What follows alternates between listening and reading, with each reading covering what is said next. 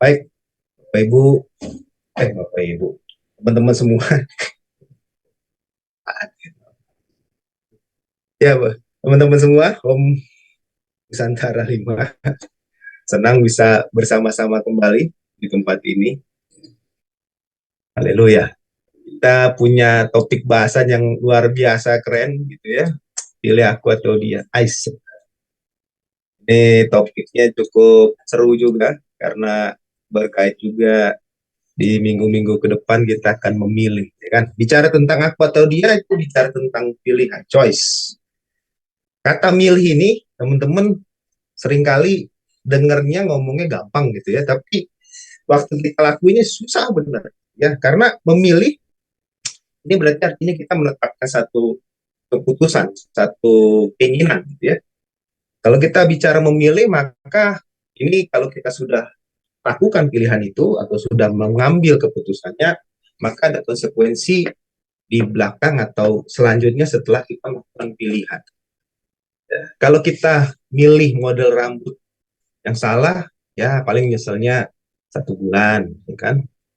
Kalau kita salah milih pakai baju, ya paling nyeselnya 1 hari, gitu ya.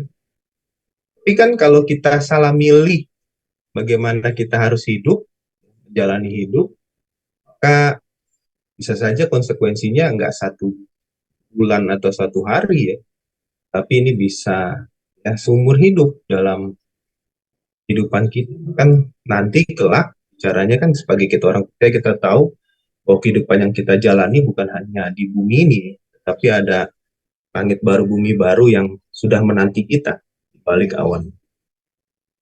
Nah, maka kita harus memastikan nih, saat ini kita sedang menjalani hari-hari kita harus dalam pilihan-pilihan yang tepat.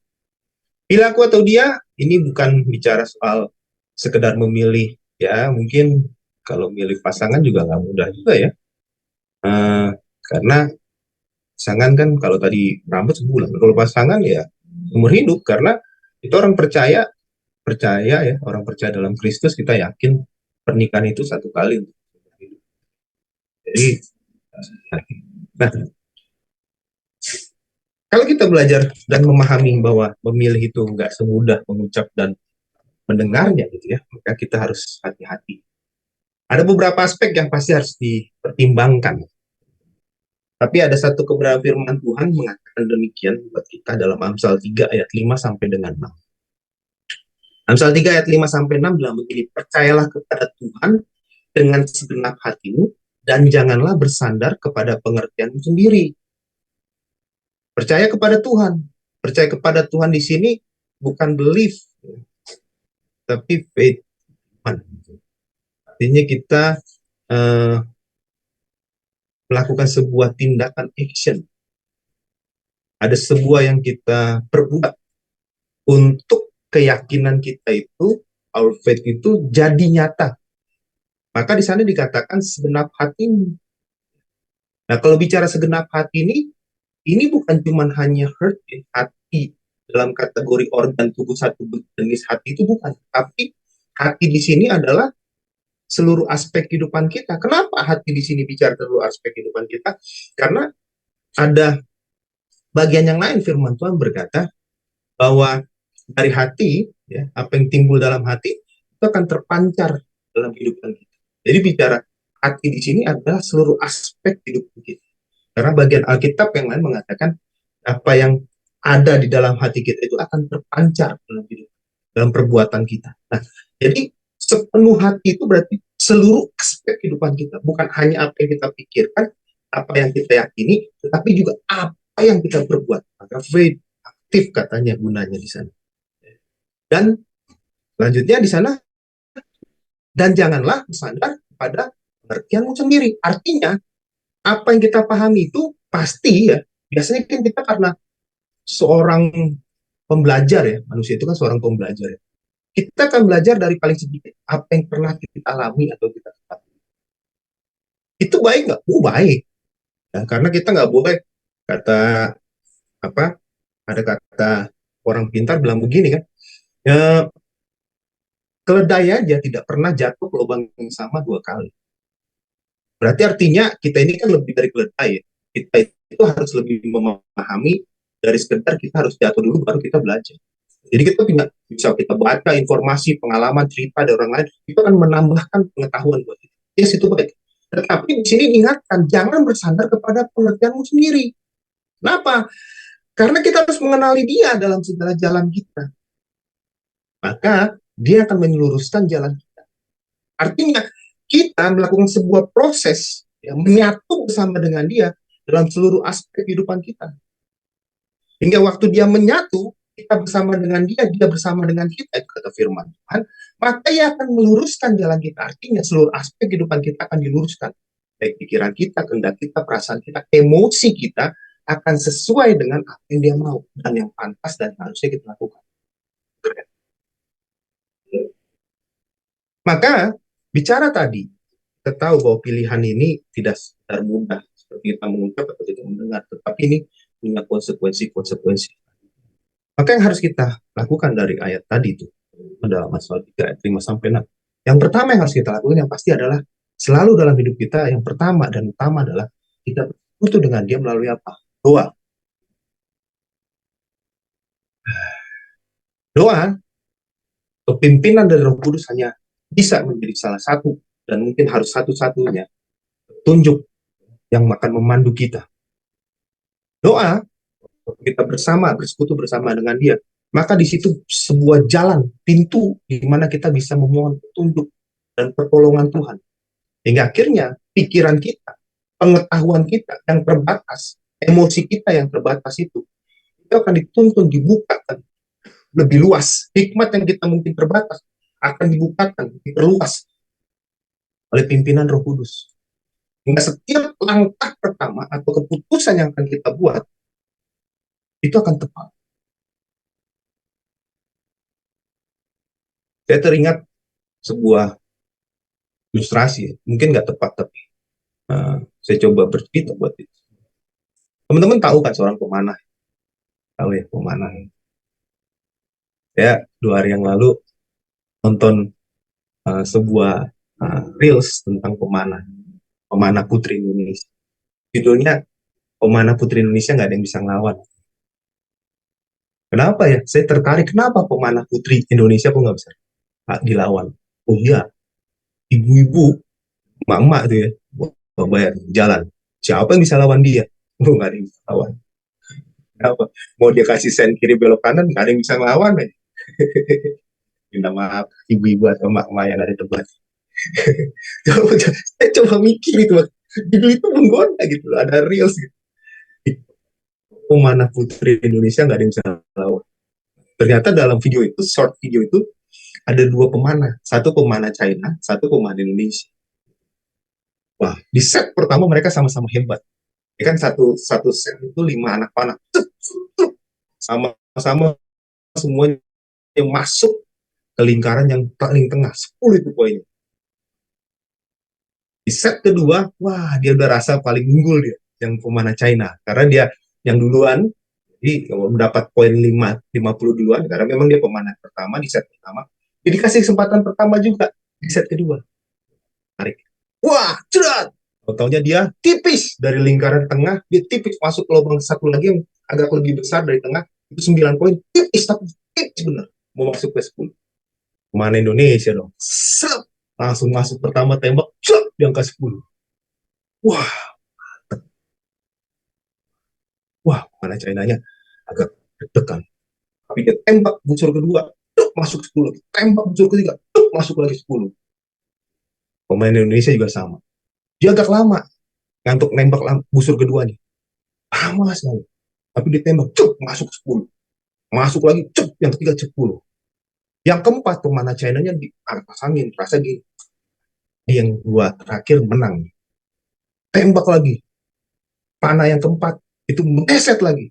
Persis di antara lubang tengah dengan lubang yang di sebelahnya yang lebih besar. Di garis, cuk. Wah, pemain Indonesia makin lama nariknya buat busur yang keempat. Anak panah keempat. Saya bingung apa yang dia tunggu. Begitu di zoom, dia kupingnya agak gini-gini, gerak-gerak. Jadi apa itu? Saya sebelumnya nggak nge, apa di Zoom agak lama dia cuman hanya disorot wajahnya dari samping itu. Saya nggak nge. Tapi begitu saya baca keterangan realsnya videonya itu, bisa ternyata pemanah putri Indonesia sedang mengamati arah angin ini kemana. Wah, ternyata kepekaan membaca sebuah situasi itu membuat keputusan yang tepat untuk melemparkan bahkan menaruh sudut dari anak panah ini kan. Dan waktu dia lempar, dia tepat tuh, di tengah-tengah dan menggeser sebelumnya di tengah juga ya, menggeser panah yang sudah di tengah ke tengah lagi. Pasti angkanya mutlak sempurna buat Indonesia. Teman-teman, Roh Kudus ini dia selalu ada bersama. Tapi dibutuhkan hati yang peka, yang bersih, yang suci, yang dengar-dengaran untuk mendengar suaranya yang halus.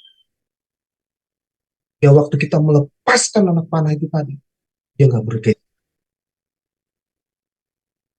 Waktu kita mau ngambil sebuah keputusan, kalau kita nggak benar-benar berserah total kepada dia melalui pimpinan Roh Kudus,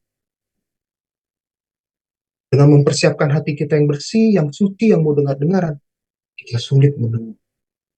Maka arahan itu, pertolongan itu, panduan itu bisa saja tidak terjadi.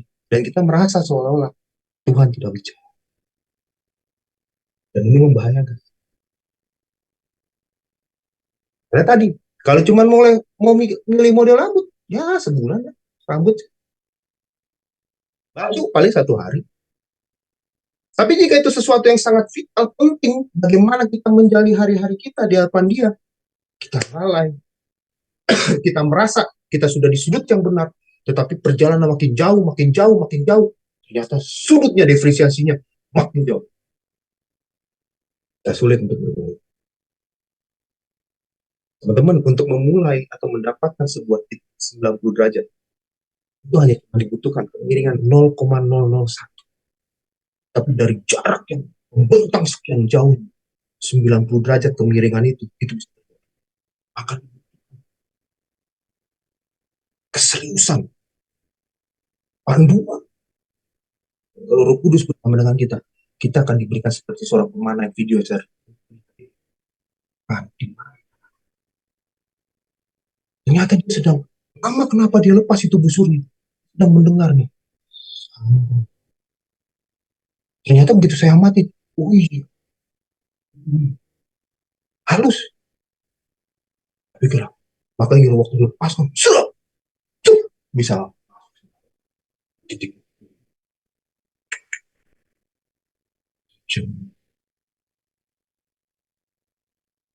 Secara super powernya aja emang udah super power. Mak Indonesia itu nggak bisa dikalahkan. Apalagi kalau dari pihak oleh alam dan mungkin nggak akan bisa dikalah. Dia menang telak 4 kok. Langsung apa? Lawannya sudah kalah di panah. Anak-anak. Dia hanya cuman walaupun menyimpangnya dikit, tapi dia menyimpang. Busur keempat juga menyimpang. Indonesia.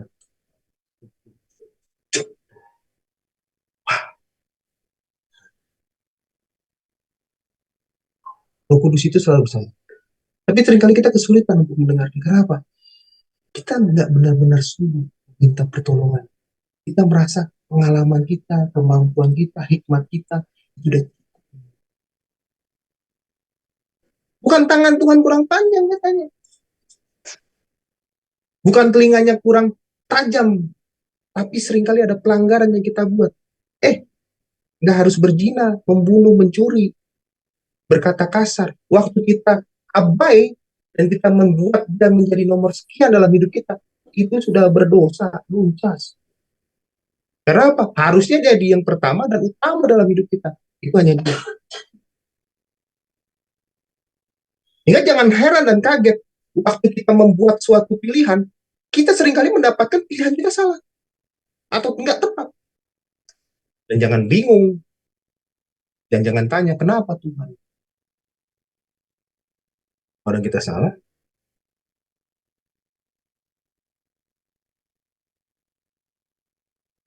Jadi penting sekali kita, untuk kita memang melakukannya. Bukan yang pertama dan yang utama dalam setiap langkah hidup. Apalagi kalau kita berhadapan dengan sebuah keputusan yang harus kita ambil, maka dia yang.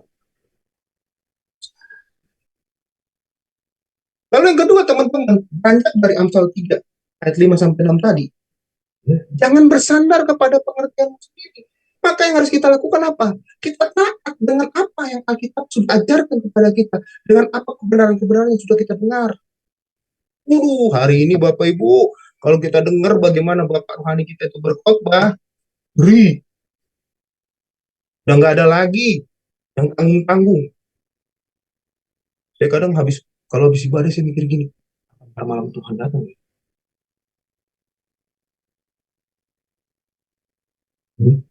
Ntar malam Tuhan datang. Karena begitu, ya, lihat itu firman. Tapi yang kita sering bertanya sama diri kita, kemana itu firman? Apa hanya cuma sekedar berlalu jadi pendengaran? Atau itu memang benar-benar masuk ke dalam diri kita, hidup kita, tertanam, dia bertumbuh. Nah, bicara masuk, tertanam, dan bertumbuh itu berbicara tentang bagaimana kita memproses firman itu dalam kehidupan kita. Maka satu-satunya jalan adalah dengan apa? Melakukan, mentaati, menghidupi firman itu. Itu baru bisa dia masuk dan bertumbuh. Sehingga kalau dia ada di dalam kita, dia bertumbuh, berbuah, maka buahnya itu kita bisa rasakan. Bukan seperti kita makan mangga, jadi kita rasa ada buah mangga gitu, bukan. Tetapi buah dari kebenaran firman itu apa?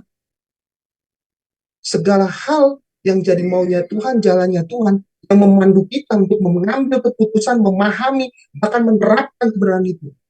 Nggak, firman itu, kebenaran itu yang akan jadi pembela kita.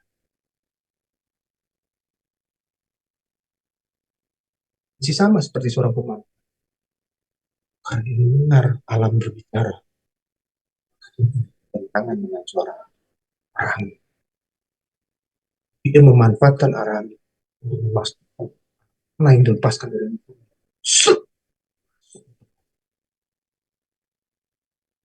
Karena dia nggak bertentangan dengan suara alam. Sama juga kita waktu kita hidup. Waktu firman itu nggak bertentangan sama kita. Firman itu yang mandu kita. Tolong kita. Bahkan melejitkan kita. Untuk apa yang kita buat.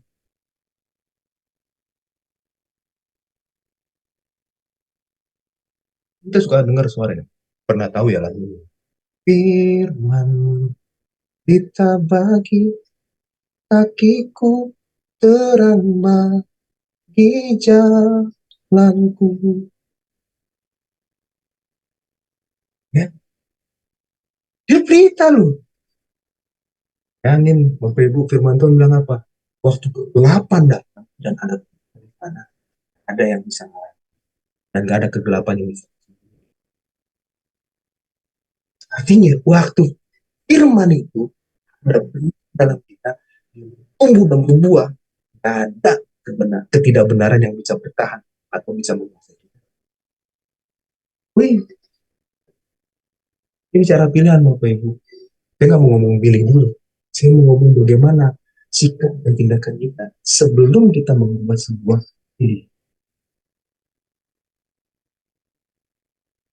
Jadi dari poin yang pertama bicara tentang berdoa dan meminta lalu taat dalam mengajarkan, berbicara untuk kita bersama.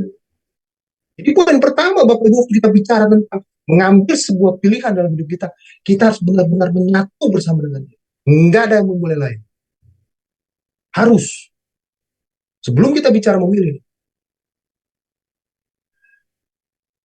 ya, waktu itu hidupi dan hidup dalam hidup kita. Menyatu bersama dengan kebenaran itu.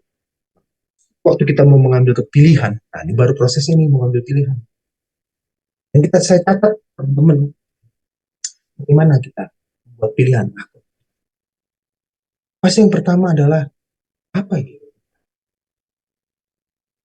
Waktu kita mau memilih, jangan pilih sesuatu yang kita nggak suka, nggak kita cintai, nggak kita nikmati. Karena ada pepatah bilang begini, waktu kita berjalan bersama dengan orang yang tepat, 1000 hari itu cuma terasa kayak 1 hari. Tapi waktu kita berjalan bersama orang yang tidak tepat, 1 hari berasa 1.000 hari. Susah, bersiksa, capek. Tapi kalau kita bersama dengan orang yang tepat, yang kita sayang, yang sayang sama kita, yang kita memang suka, dia suka juga sama kita. 1.000 hari itu serasa 1 hari. Karena hari-hari yang kita jalani sesuatu yang menyukakan. Walaupun situasinya adanya pasti berat. Tapi menyukakan. Karena kata bahagia itu bukan sesuatu yang sulit atau tidak mungkin untuk diwujudkan dengan orang yang tepat.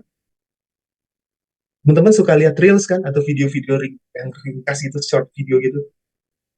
Kadang hanya dengan tertawa saja karena sebuah situasi yang kelihatannya nggak baik, tetapi karena bersama dengan orang yang tepat lalu tertawa. Saya baru aja berapa hari yang lalu, 3 atau 4 hari yang lalu, saya melihat sebuah short video seorang bapak sama anak gitu ya. Mereka menarik gerobak gitu. Lalu di tengah lagi menarik gerobak kan lagi musim hujan memang. Lalu mereka kehujanan. Tetapi si anak menari-nari tengah hujan. Padahal situasinya nggak baik-baik. Mereka harus bekerja keras. Bapak harus tetap bekerja. Si anak yang masih kecil pun harus bekerja keras. Tapi karena mereka menikmati hidup mereka bersama dengan orang yang tepat, mereka bisa tertawa.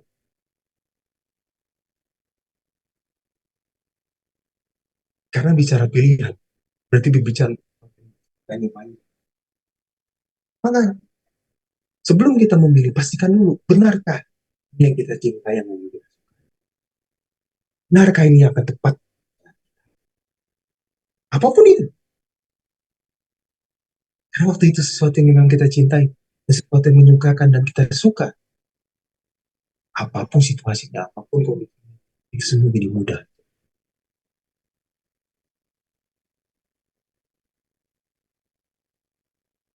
Dan poin kedua, waktu kita mau mengambil sebuah pilihan, teman-teman, maka yang harus kita pahami dan kita yakini adalah tentang apa? Di sana harus ada integritas, sebuah kebenaran. Ambillah sebuah pilihan di mana ada kebenaran dan integritas di sana terbangun. Karena kalau sebuah kebenaran terbangun di sana dan semua orang-orang di dalamnya berintegritas, maka kita akan melewati segala sesuatu yang mudah. Walaupun mungkin tantangannya berat.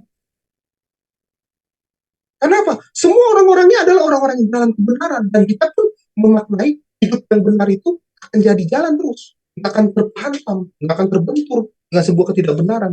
Bayangkan kalau kita memilih sesuatu yang di dalamnya banyak orang-orang yang tidak takut akan Tuhan, tidak hidup dalam kebenaran, tidak berintegritas. Oh, mati kita.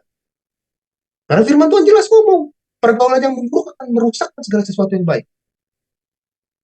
Kita ini udah benar nih. Waktu kita pilih yang salah orang-orangnya, oh salah habis kita. Karena lingkungan sosial kita itu sangat mempengaruhi bagaimana dengan siapa dan apa kita. Hati-hati. Lihat, apakah di sana terbangun yang namanya kebenaran dan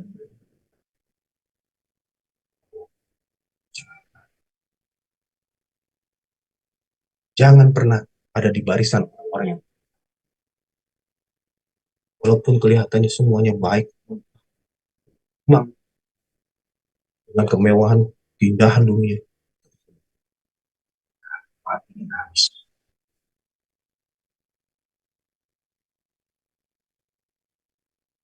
Lebih baik di tengah-tengah lingkungan yang sederhana, mungkin terbatas. Orang-orang di sana sangat teguh memegang kebenaran. Orang-orang yang berintegritas. Kita nggak tahu ada orang sebelah kanan kiri kita akan membunuh. Kita nggak takut dengan bicara. Kita akan takut pikiran kita dipengaruhi sesuatu.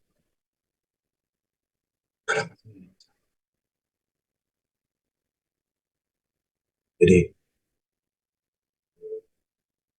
mau buat pilihan sangat. Tapi kalau poin kebenaran dan berintegritas itu ada, kita nggak akan pernah. Kalau kita berintegritas, kita akan merasa. Dan memang kita pegang firman itu, ya tidak atau tidak. Tapi bayangin kalau lingkungan kita Nilainya nggak sama, nggak berintegritas, nggak dalam kebenaran. Kita mau ngomongnya ditekan gitu. Jangan, ini aja. Jangan, begini aja. Aduh, susah. Tapi kalau lingkungan kita orang-orang yang dalam kebenaran dan berintegritas, wah, kita jadi tetap bisa dari siksa batin.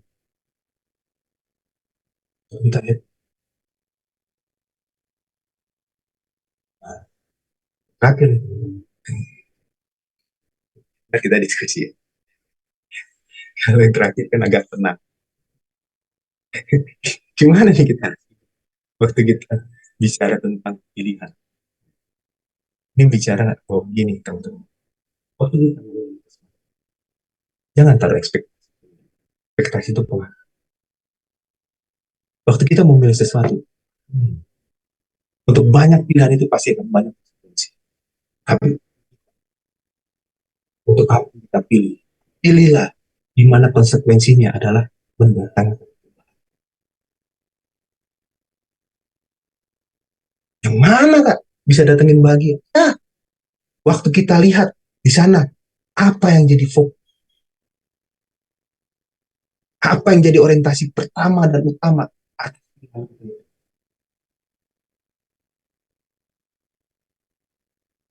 Kalau kita memilih teman, kelompok, sahabat, pasangan, bahkan iman kita, lihat kemana fokusnya itu.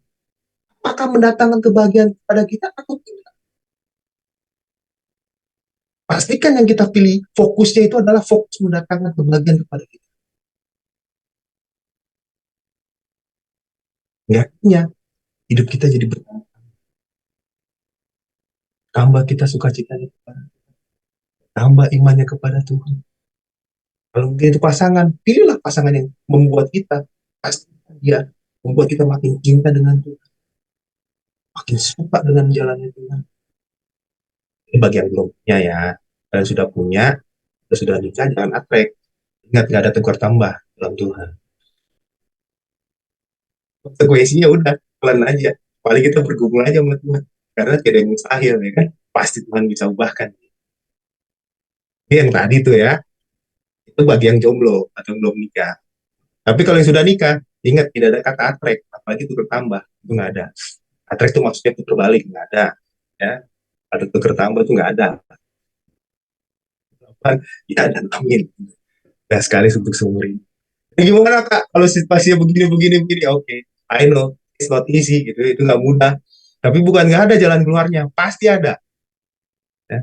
Maka Matius 6 ayat 33 bilang begini, minta maaf teman-teman ya, bukan mau memaksa tapi begini firman Tuhan, tetapi carilah dulu kerajaan Allah dan kebenarannya. Kita senang yang terakhir tutupannya, maka semuanya akan ditambahkan. Yang bagian itu kita nafsu banget, seneng banget, pengen banget, tapi bagian depannya kita lupa. Ada tuh syarat dan kondisi berlaku. Sama kita kalau ke toko-toko kan, hari ini kan masih begitu ya. Pokoknya dari akhir tahun sampai ya Februari tuh, semua sale 90 gitu, 70, 50, sale. Saya suka iseng tuh. Kalau saya lihat ada sale 70%, saya tanya mbak-mbaknya, Kak, gitu. Ya Pak, ini yang 70 yang mana? Dia bingung kelabakan. Yang mana? Dia cari kan gitu. Ini Pak 30, enggak, saya mau yang cari 70. Dia bilang gitu. Aduh, tiba-tiba dia keluar dengan barang yang kecil Pak. Ya, tadi saya pikir 70 di atas barang-barang yang hebat-hebat itu ya. Enggak Pak, kan tuh ada bintangnya. Syarat dan ketentuan berlaku. Oh. Terus di atasnya ada tulisan kecil banget. Up to. Tapi 70-nya gede banget. Yang kecil up to-nya itu kecil tuh. Oh, up to. Ya kan sampai. Oh, oke, saya bilang. Udah, kita sering ditipu. Ketipu. Berkatnya kita mau. Padahal ada syaratnya. Kalau Tuhan sih nggak tipu-tipu. Dia jelas ngomong di depan. Kita harus cari. Kerajaan Allah itu apa sih? Pemerintahan. Nation. Bukan. Kebenaran. Firmannya. Keberadaannya. Yaitu apa? Elohim Yahweh sendiri yang harus ada dalam kita, hidup kita. Dan kebenarannya berarti segala apa yang dia tetapkan, apa yang dia mau, apa yang dia inginkan, yang kita sudah pasti tahu. Dan kalaupun belum tahu, cari tahu dari apa? Alkitab, firmannya. Dengan kata lain, bicara tentang mencari kerajaan Allah dan kebenarannya, artinya hidup bersama dengan kita. Selaras, selaras, sinergi. Waktu itu jadi, maka semua yang baik mau dan inginkan.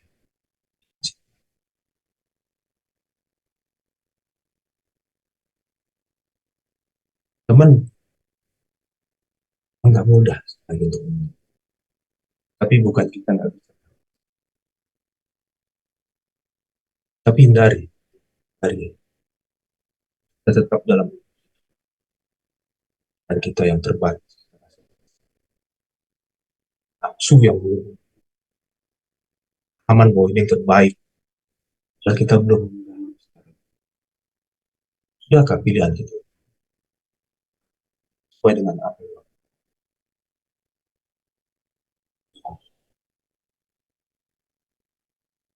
karena mata kita, hati kita, pikiran kita, pengetahuan kita, pendengaran kita terbatas. Tapi dia kan yang alfa dan omega, awal dari segala kehidupan sampai akhir dari kehidupan kita. Dia sudah di sana. Jadi kalau kita tahu, penting dari cerita kita pun dia tahu. Kenapa kita nggak sadar? Seluruh alur cerita kita yang ke depan yang akan kita jalani. Itu pilihan-pilihan yang selaras dengan mau.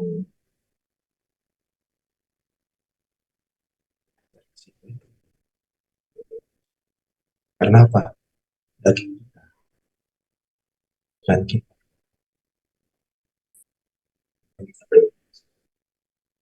Maka malam ini waktu bicara tentang pilihan, pilih apa? Please change your life, change your heart, change your emotion, change the become a man of God, anak-anak.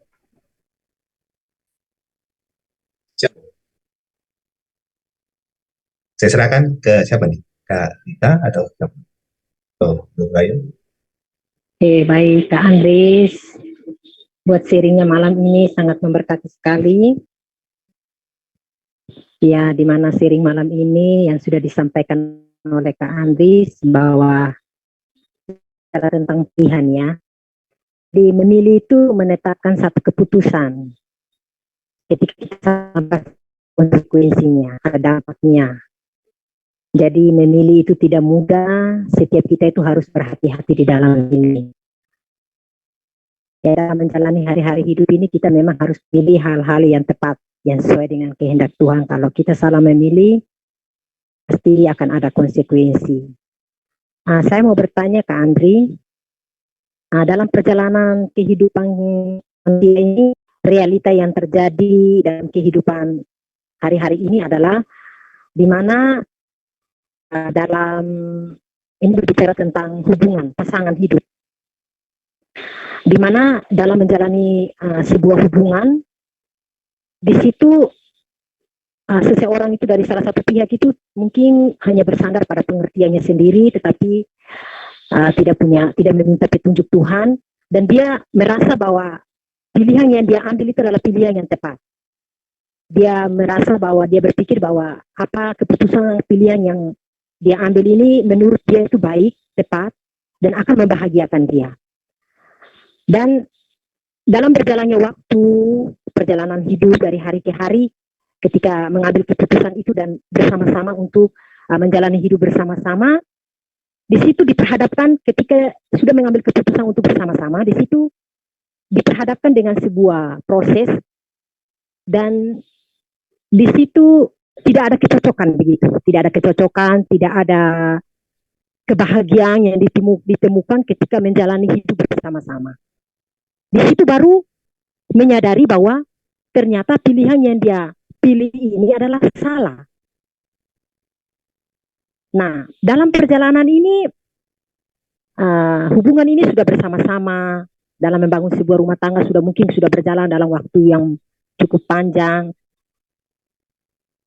Bagaimana caranya atau bagaimana cara untuk bisa mengatasi hal tersebut ketika seseorang itu sudah mengambil pilihan yang salah, dan dalam menjalani hubungan dengan seseorang itu dia tahu bahwa tidak ada kecocokan dan tidak ada sebuah kebahagiaan, dan dia merasa bahwa ada merasa sebuah kehancuran dalam menjalani rumah tangganya. Nah, bagaimana cara ketika keadaan itu sudah seperti begini untuk mengatasi keadaan itu supaya bagaimana keadaan itu dipulihkan, supaya bagaimana sama-sama berjalan sesuai lagi dengan apa yang menjadi kehendak Tuhan, sehingga bisa memilih lagi jalannya. Bagaimana cara untuk mengatasinya, Kak? Itu saja, Kak. Ini pertanyaannya sangat tidak mudah. Ini posisinya udah nikah ya, Kalita ya. Haleluya. Nah, tadi seperti saya bilang, kita sharing. Kalau kita yang sudah nikah, nggak tahu ya, saya minta maaf teman-teman ya. Kalau pemahaman saya, imannya saya, yang ini, orang percaya itu hanya maut yang bisa memisahkan. Tapi Kak, kalau seandainya udah nikah, lalu kita baru sadar setelah 5 tahun atau 10 tahun, ternyata salah di pasangan kita.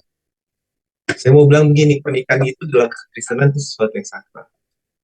Memang, maka harusnya sebelum nikah, itu saya sangat suka cita. Saya seneng denger bapak tuh ya, bapak kita kalau ngomong sama begini.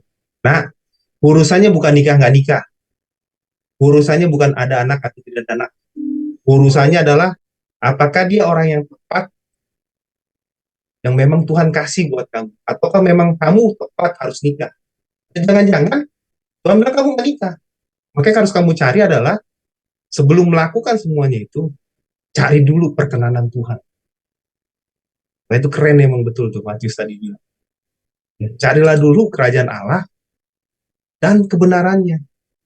Seringkali kita kan enggak, kita cari berkatnya dulu langsung. Udahlah, ya. Tapi kan ini nggak bisa dimundurin. Lalu gimana dong ke depannya nih Kak? Ya udah, tetapi katanya gini nih, Mazmur 37 ayat 5. Serahkanlah jalanmu kepada Tuhan dan percayalah kepadanya, maka ia akan bertindak. Mazmur 37 ayat 5. Serahkanlah jalanmu kepada Tuhan dan percayalah kepadanya, maka ia akan bertindak. Kita udah jalan nih, kadung salah dong. Ya udah, kita kasih aja sama Tuhan. Tuhan, saya salah nih, saya salah.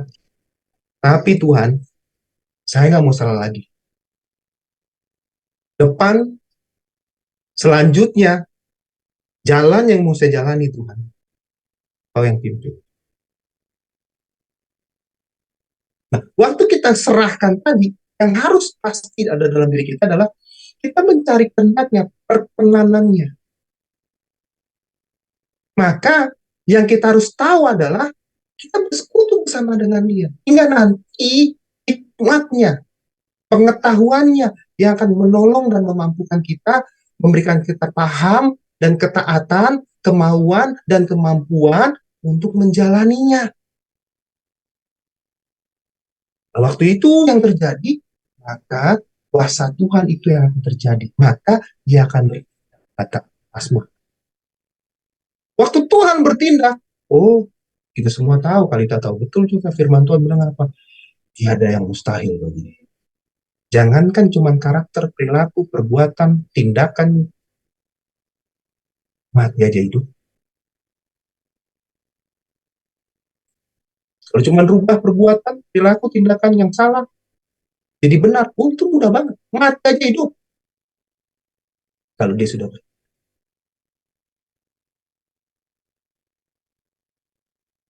Nah, yang sering kali jadi tambah salah. Kita bukan menyerahkannya kepada Tuhan, tapi kita merasa kita punya kemampuan atau kita merasa ada orang yang mampu menolong kita atau kita merasa masih ada cara lain yang bisa kita tempuh untuk merubah situasi ini. Ya, akhirnya yang terjadi ya kenapa makin runyam, makin ribet, makin sulit. Lalu Firman Tuhan udah ingetin sama kita, terkutuklah orang yang mengandalkan.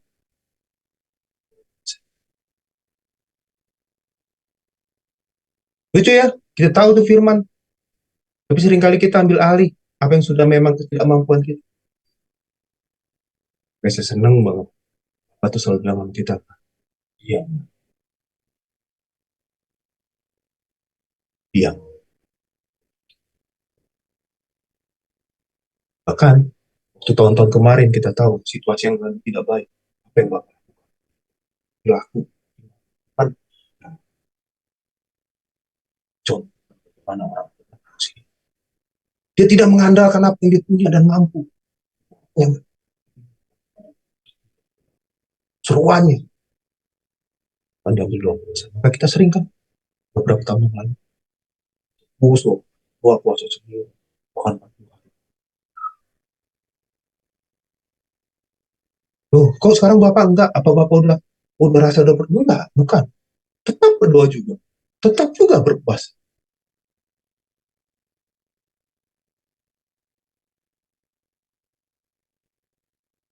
Berbagilah orang yang hidupnya bergantung.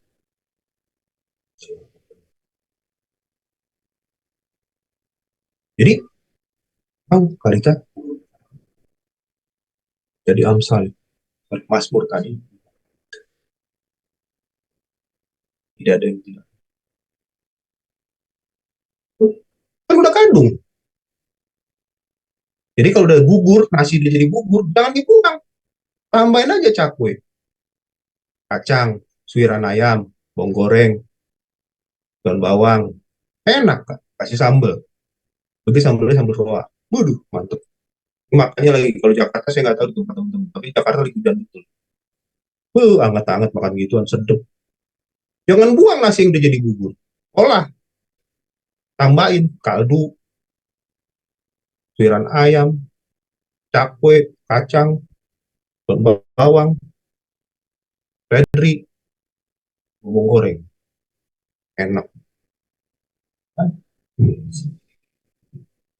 Jadi jangan merasa begini ya teman-teman ya. Aduh, ini kayak pasangan saya salah nih kak. Kalau teman-teman datang ke saya konseling dan minta persetujuan itu pasti nggak akan dapat. Sedih dah. Udah nggak usah. Kalau saya selalu bilang, ngapain konseling? Soal apa? Pernikahan. Pasangan saya pak. Terus mau ngapain? Ibu mau minta persetujuan saya. Boleh cerai apa enggak? Mohon maaf. Ibu salah tempat. Itu pintunya kebuka. Nggak dikunci. Silakan keluar. Wah, Kak Andri gitu loh. Enggak. Nggak bisa. Nggak ada kata cerai. Kecuali mau. Tapi situasinya, ya memang realitasnya jahat, kejam. Tapi kan kita orang percaya. Uji aja. Firman Tuhan bilang kok uji aku. Ayo, uji. Hah? Itu kan makanya firman Tuhan bilang, uji. Cari aja nih. Ayo. Oh, udah. Ayo kita uji. Nah, tapi syaratnya kita harus bersama dan di dalam baru. Akhirnya kita ngerti gimana. Amin. Teman, gitu kali tak. Ada lagi yang bertanya atau mungkin kurang puas ini kali. Terima kasih Kak Andris. Ya, Saya berikan kesempatan buat teman-teman yang lain, kakak-kakak yang lain yang mungkin menanggapi apa yang disampaikan oleh Kak Andris atau sharing, pertanyaan, silakan. Mau bertanya boleh Kak? oh monggo, monggo, ayo silakan Radu. Oh iya Kak, siap Kak. Sebenarnya kurang lebih pertanyaannya sama dengan Kak Lita sebelumnya ya, cuman ini mungkin kebalikannya gitu ya. Jadi gimana kalau misalnya ternyata eh, Tuhan itu sudah memberi kita jawaban atas doa kita gitu, tapi kitanya yang kurang peka. Nah, mungkin Kak Andri pernah dengar cerita ya, maksudnya ada sebuah desa yang kebanjiran gitu sampai atap rumah mungkin. Terus ada satu orang yang dia nunggu di atas atapnya terus berdoa sama Tuhan untuk dikirimkan pertolongan gitu. Yang pertama ada nelayan yang lewat naik kapal gitu, diajak bilang ayo ke sini. Kita nanti saya bawa kamu ke darat. Terus dia bilang nggak usah, nanti saya biar tunggu pertolongan dari Tuhan. Kemudian ada tim SAR datang pakai helikopter, mungkin seperti itulah mirip-mirip ya. Tapi dia tetap menunggu pertolongan Tuhan sampai akhirnya dia meninggal gitu. Mungkin banjirnya nambah sampai ke atas atap. Nah pas di surga dia tanya, kok Tuhan nggak nolong? Lah kan saya sudah kirim itu nelayan sama ada helikopter dari SAR.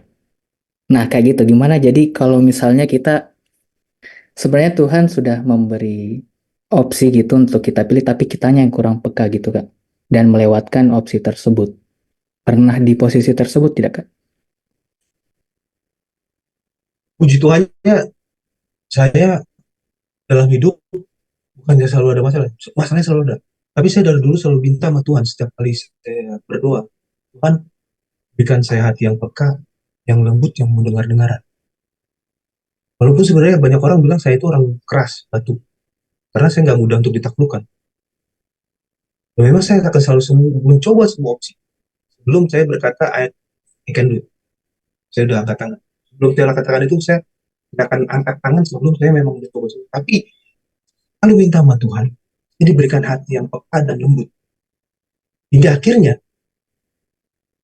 di dalam action saya akan selalu berlaku, saya try semuanya.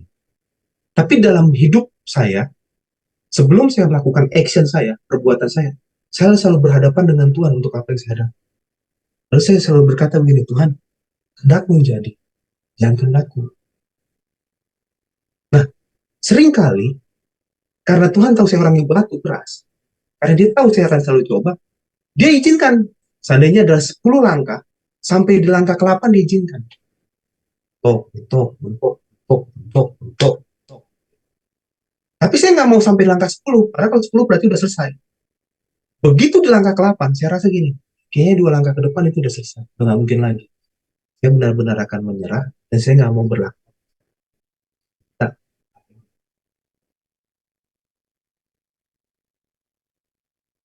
karena memang sebenarnya walaupun saya punya keinginan yang keras, sebelum saya lakukan itu, saya selalu datang sama dia. Jadi saya nggak mau, saya jadi orang bodoh yang mentok sendiri, karena terlalu keinginannya, dengan keinginan sendiri. Kan manusia kan punya itu ya, pastilah kalau kita, apa ya, kalau kita hidup itu kan manusia itu selalu punya keinginan hasrat. Tapi saya mau keinginan atau hasrat saya itu jangan sampai bertentangan jauh dengan keinginannya Bapa dalam hidup. Maka saya selalu berdoa, Tuhan, nasihat yang peka, mau benar-benar. Tapi saya juga bukan orang yang cengeng. Nangkep ya, teman-teman. Semoga bisa nangkep ya. Jadi saya nggak mau bilang saya cengeng. Nah, seorang kuat. Saya dikasih tangan Tuhan, 2 tangan, kasih 2 kaki, untuk saya melakukan apa begini. Tapi jika semuanya sudah mentok, saya akan sangat surrender sama Tuhan. Karena saya tahu, saya punya batas dan terbatas. Kalau Tuhan, dia akan buka yang bagi saya nggak mungkin. Nah, banyak orang kekeh dengan pilihannya. Walau udah rasanya udah ke kanan, ke kiri, ke depan, ke belakang udah tutup. Tapi dia bilang gini, manjat dong. Contohnya, ya depan kanan kiri udah nggak bisa, belakang udah nggak bisa, manjat aja kata gitu. Itu manjat, contohnya pas lagi manjat, tangannya patah. Ya udah, cari tali. Masih ngotot, padahal udah dikasih tanda patah tuh tangganya. Ya udah, lakunya apa? Ya udah, wait aja. Kan bisa macam-macam ya. Tiba helikopter tadi datang. Udah, jangan paksa lagi. Ah enggak, saya nggak mau. Masa saya segitu aja cengeng banget. Kalau minta-minta tolong. Enggak. Oke, perspektif. Nah, itu yang tadi kita diskusi. Yang pertama, yang harus datang. Yang pertama kita lakukan adalah kita minta pimpinan Roh Kudus. Hingga nanti yang terjadi dalam hidup kita menjadi percaya penuh. Faith tadi, but believe.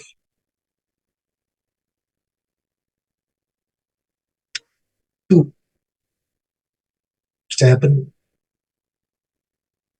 Nah, seringkali kita kan enggak. Kita berdoa sama Tuhan, tapi kita pakai cara kita.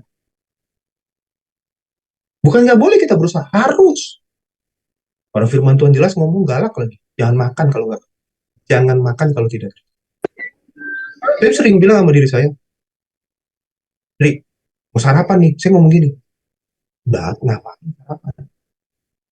Udah ngapain? Udah ngapain? Ya nggak tahu, mungkin teman-teman rasa, boy banget kan. Ya tapi bener, saya sering gitu ngomong sama diri saya. Kalau saya mau buru-buru nih, bangun pagi buka mata gitu, saya udah ngerancang gini. Ini enak nih makan. Oh, ini tambah. Itu langsung, habis mikir gitu, langsung ada yang ngomong gitu. Ngomong keras. Ngapain? Udah bikin apa? Hah? Ya, ngapain?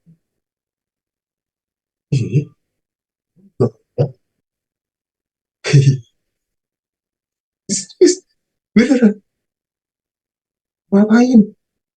Itu firman kan, jangan makan, bekerja. Ya artinya kita memang harus menggunakan segala kemampuan kita secara penuh. Tetapi nggak boleh berdiri ke atas kemampuan kita sendiri. Oh, kita terbatas kok. Maka kita cuma bisa melihat apa yang kita bisa lihat. Di balik tembok yang menghalangi kita nggak bisa. Kayak sekarang saya ada di ruangan. Di depan sini ada tembok. Saya nggak tahu apa isi tembok itu. Walaupun saya tahu itu kamar. Tapi apa yang terjadi dan apa yang dalam saat ini saya nggak tahu. Karena saya nggak terbatas dari ruangan ini. Telinga saya hanya bisa mendengar audio yang saya bisa transfer. Hati kita cuma bisa memikirkan atau bisa merasakan sesuatu yang pernah memang kita terlintas atau ada dalam diri kita. Tapi di luar itu kan nggak mampu. Sedangkan kita nggak sendirian. Dia ada bersama dengan kita. Yang tidak ada limitasi. Nggak ada ruang yang bisa membatasi dia. Tidak ada benda yang bisa membatasi dia. Tidak ada waktu yang bisa membatasi dia. Di atas motor. Dan firman Tuhan nggak bilang juga bagian itu. Terkutuk orang yang mengandalkan kekuatan manusia. Terkutuk.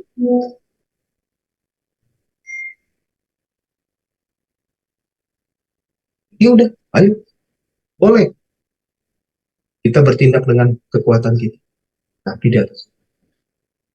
Ya, rasa sih gitu bro, tapi sorry nih. Cocok apa enggak ya? Atau ada yang mau yang lain? Menurut saya sih gitu ya. Oh iya Kak, siap. Terima kasih Kak untuk sharingnya Kak.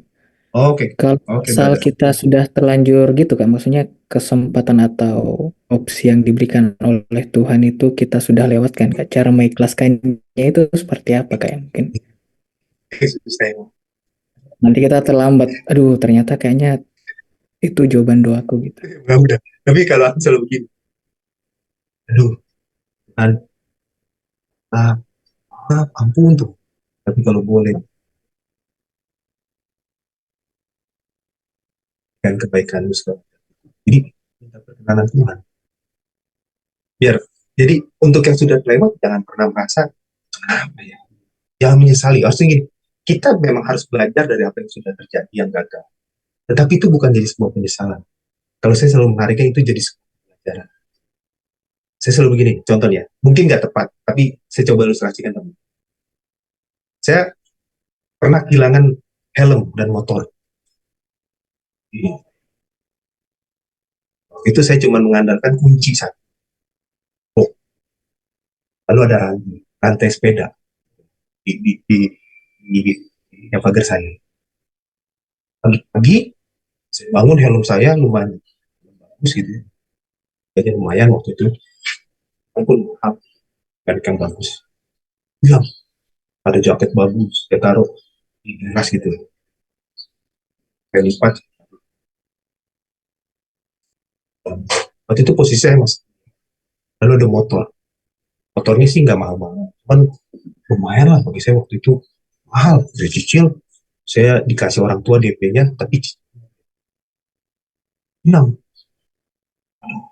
Padahal orang tua saya selalu bilang begini, Ri, itu gembok satu tuh nggak cukup.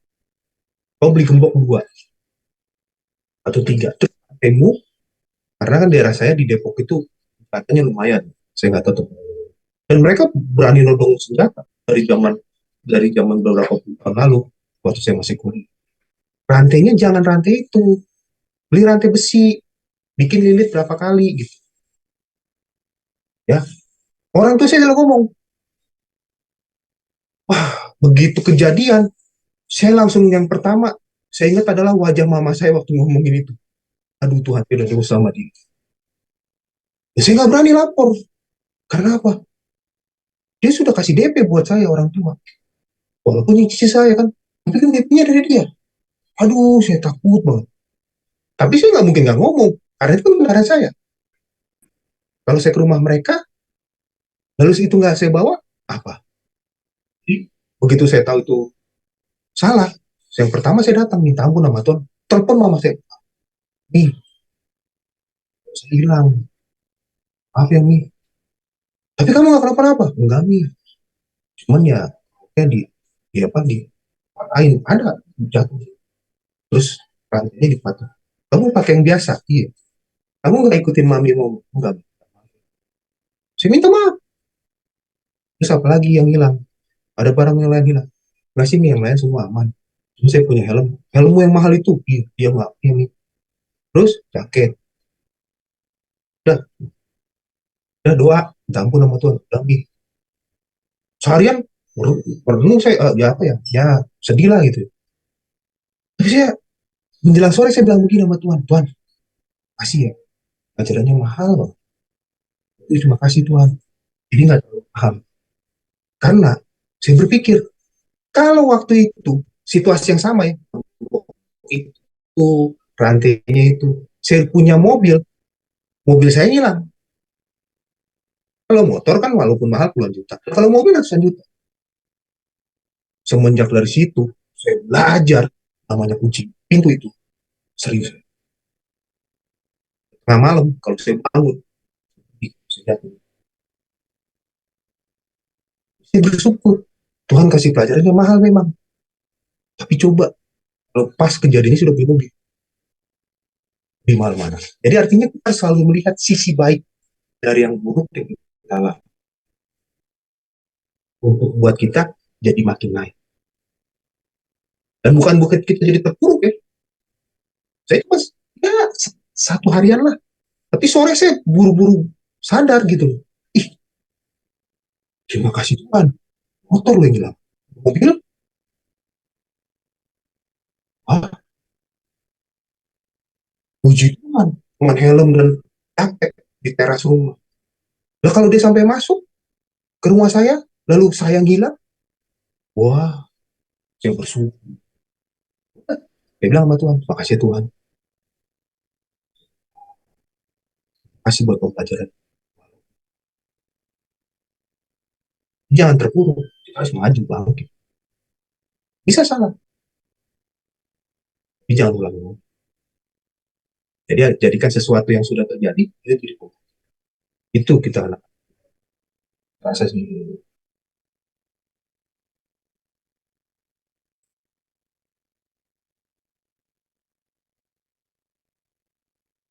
Mungkin ada teman-teman yang mau tanggapi sharingnya Kak Andri atau pertanyaan. Kamila Ya, mungkin mau kalau tanggapi. dari saya cukup Kak, makasih banyak Kak Andri. Oke.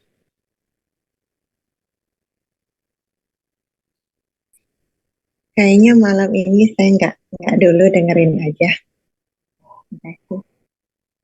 Oke Kak, mungkin ada yang lain, kakak-kakak yang lain yang mau sharing.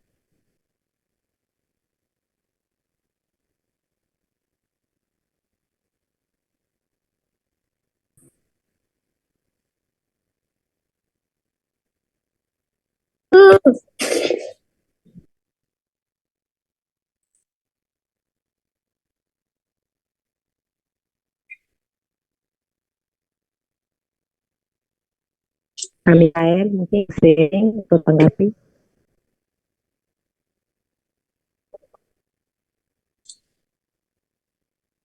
Oke, Kalita. Kedengaran ya Kalita ya? Soalnya aku di sini tadi suara Kak Andri agak putus-putus.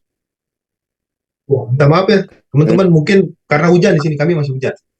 Jakarta hujannya lumayan lagi kenceng. Oke Kandri. Makasih Kandri sharingnya tadi memberkati tentang pilihan. Beberapa waktu ini memang nggak tahu kenapa ya Kak, eh, beberapa materi di pertemuan-pertemuan itu selalu tentang pilihan gitu. Aku kemarin di pertemuan sebelumnya berpikir gini Kak, ini kan kemarin juga tentang pilihan. Judulnya The Choice. Mungkin teman-teman di sini ada beberapa juga yang ikut pertemuan itu. Di situ dibahas tentang pentingnya pilihan itu seperti apa dan dampak-dampak yang bisa ditimbulkan terhadap hidup. Karena kan setiap hari hidup menuntut kita untuk memilih gitu ya. Jadi nggak ada hari tanpa kita nggak memilih gitu. Dan setiap pilihan pasti mengakibatkan konsekuensi, entah itu baik untuk kita, entah itu buruk. Dan itu berlangsung setiap hari. Memupuk memupuk apa ya? Memupuk dampak gitu ya mungkin. Jadi aku mikirnya begini Kak, tentang bagaimana dampak ya khususnya Kak di hidup kita terhadap pilihan-pilihan yang kita ambil. Nah kemarin di pertemuan itu dijelasin gini, ternyata susu itu katanya jadi pemicu, salah satu pemicu gitu ya terhadap eh, kanker katanya gitu. Aku belum search juga sih sebenarnya, karena ini info baru bagi aku.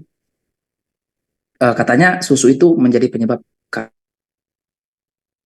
kanker. Nah selama ini kita memilih minum susu karena kita mengira itu baik gitu kan. Ini susu baik nih bagi saya gitu, atau bagi keluarga gitu ya, kita minum susu gitu baik untuk kita gitu. Tapi ternyata kebenaran yang dulu kita pahami bahwa susu itu baik, sekarang justru Nggak baik. kualitasnya menurun gitu, bahwa sebenarnya susu itu bukan sesuatu yang baik, atau mungkin ke depan setelah mungkin diteliti lebih lanjut mungkin bisa jadi susu bukan menjadi sesuatu yang baik lagi buat buat manusia gitu ya. Nah ini kan jadi apa ya, jadi kita membuat saya itu khususnya kemarin itu jadi bertanya-tanya gitu, betapa harus hati-hatinya kita ya dalam membuat pilihan gitu. Maksudnya bukan berarti kita nggak usah minum susu gitu ya, bukan. Maksudnya uh, nanti ke depan gimana kalau itu kebenaran gitu kan? Gimana kalau itu kebenaran? Kita sudah mempercayakan hidup kita misalnya contohnya ke seorang hamba Tuhan untuk digembalakan gitu. Ternyata ternyata mungkin saya nggak berbicara tentang siapa-siapa teman-teman. Ini cuma yang terlintas dalam pikiran aku aja gitu. Ternyata uh, gembala tersebut tidak serius, kita contohnya, tidak serius menggali kebenaran, sehingga kebenaran yang bisa dia um, sampaikan atau dia impartasikan mungkin cuma kalau di presentasi misalnya contohnya mungkin 20%. Nah kita hidup dalam, kita menghabiskan sisa hidup kita mempercayai kebenaran yang 20%. Itu sementara kalau kita belajar dan mengembangkan diri ya mungkin kita bisa sampai ke 60, 70, 80, atau mungkin bisa menggali lebih banyak lagi kebenaran gitu ya. Jadi itu memberkati aku banget, khususnya malam ini diteguhkan lagi sama Kak Andri tentang pilihan. Ini sih perenungan aku Kak. Jadi kalau kesehatan ya, masalah kesehatan saja kita serius ya. Ya tentu ini berhubungan dengan pengetahuan ya teman-teman. Kita mana tahu baik yang buruk tanpa pengetahuan gitu kan. Dan standarnya ada gitu. Nah di sini kan diperlukan kemauan ya, kemauan untuk belajar, kemauan untuk cari tahu. Ya, nah kalau kebenaran kan ini salah satu, menurut aku ini salah satu sekolahnya gitu ya, di mana kita bisa dibekali dengan pengetahuan apa yang baik, apa yang tidak baik gitu. Dan Oke, orang-orang yang sebentar ya, teman-teman. Aku ah, sebentar minta 5 menit ya, sebentar ya.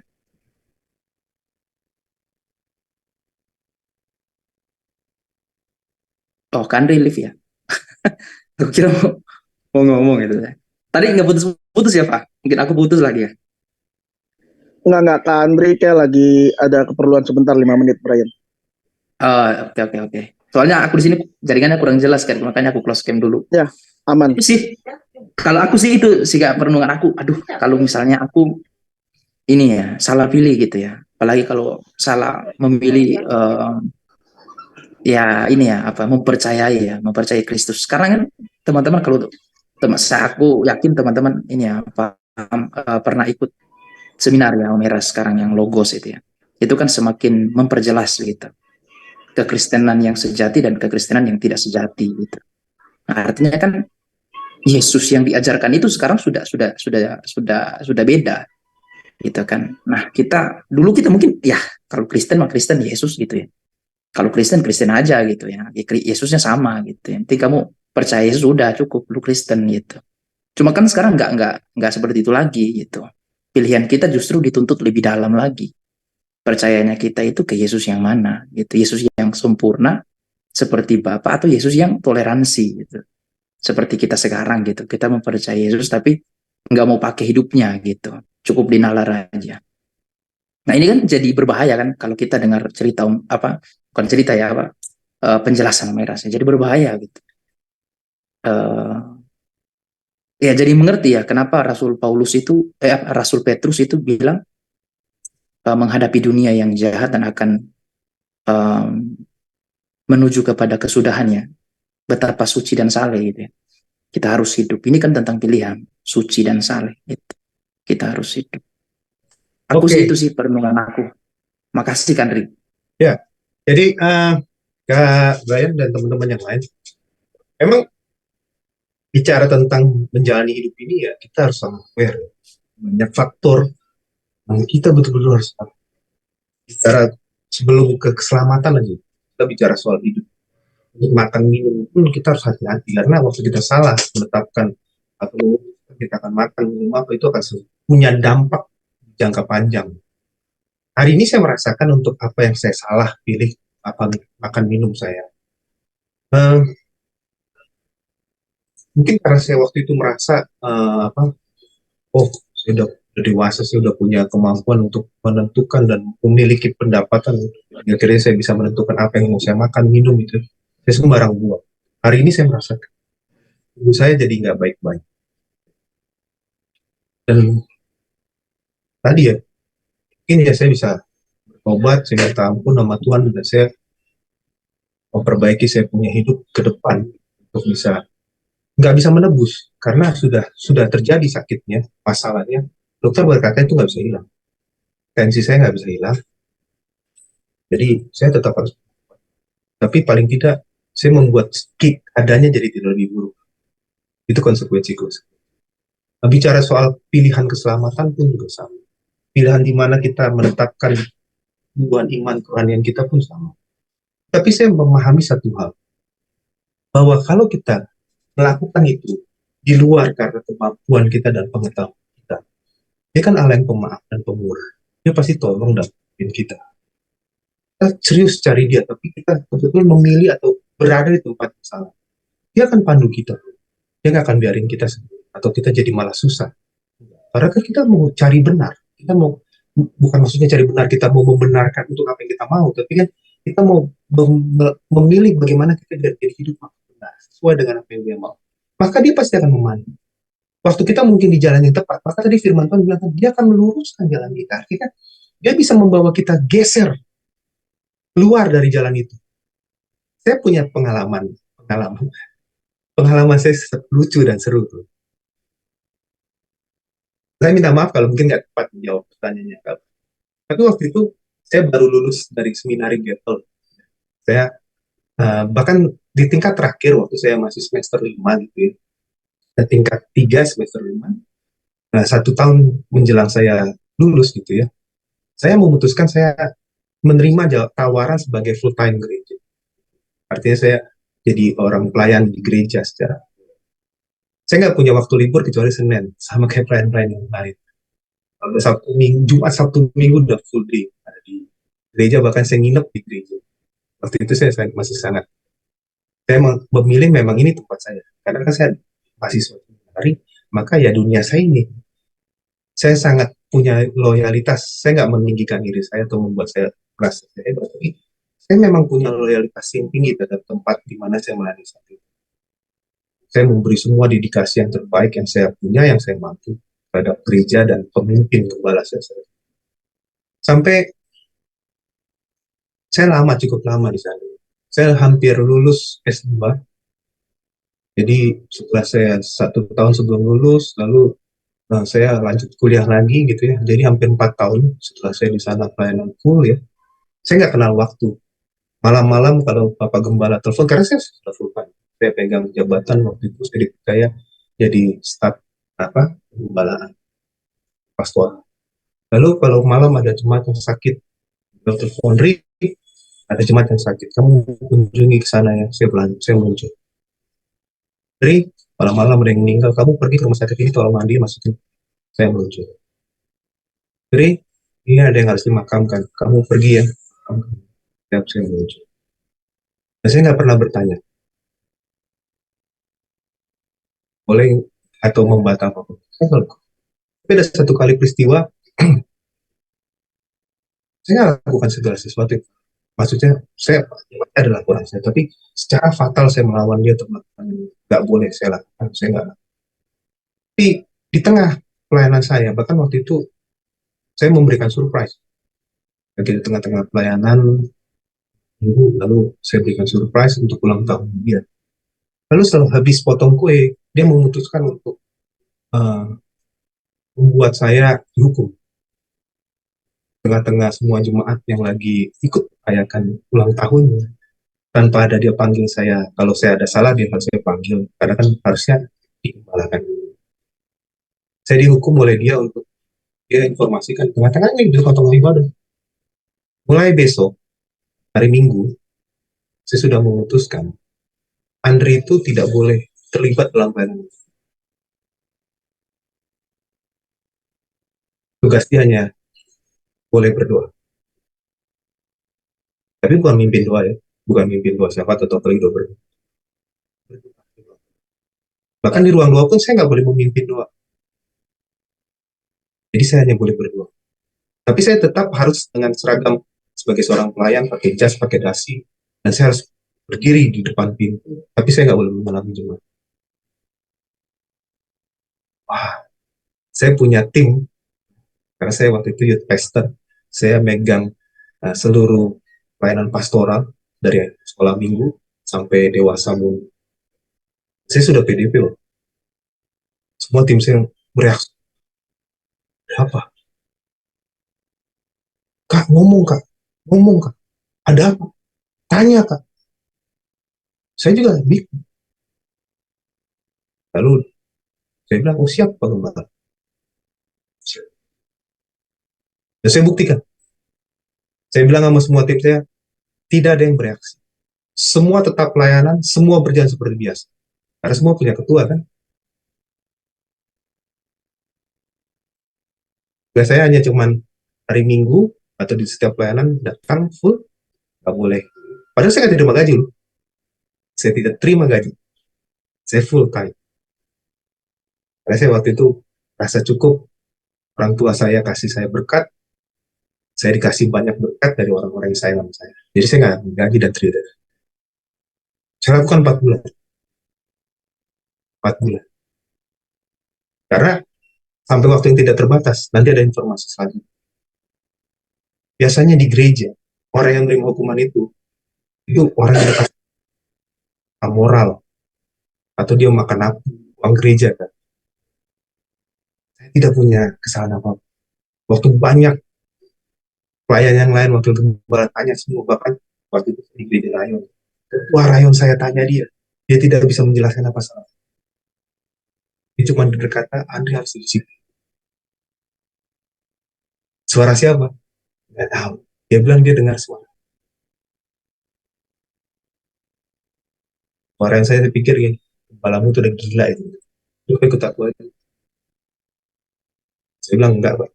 Kalau saya ke rayon, berarti Bapak dengan saya punya gembala perang. Kan saya dicomot, sabotase. Terus kamu ngapain? Gila itu. Enggak apa-apa. Mungkin. Tapi kalau memang itu pendisiplinan Tuhan atau saya harus dididik Tuhan seperti itu, oke. Okay. Nggak jadi hari Minggu saya nggak pelayanan. Oh, saya datang. 3 sesi kami waktu itu di lokal kami. 3 sesi saya. Semua jemaat bertanya-tanya, apa ini orang? Apa dia? Kalau bagi banyak orang saya dipermalukan, tapi bagi saya enggak. Dia sedih. Tapi tepat di bulan 5,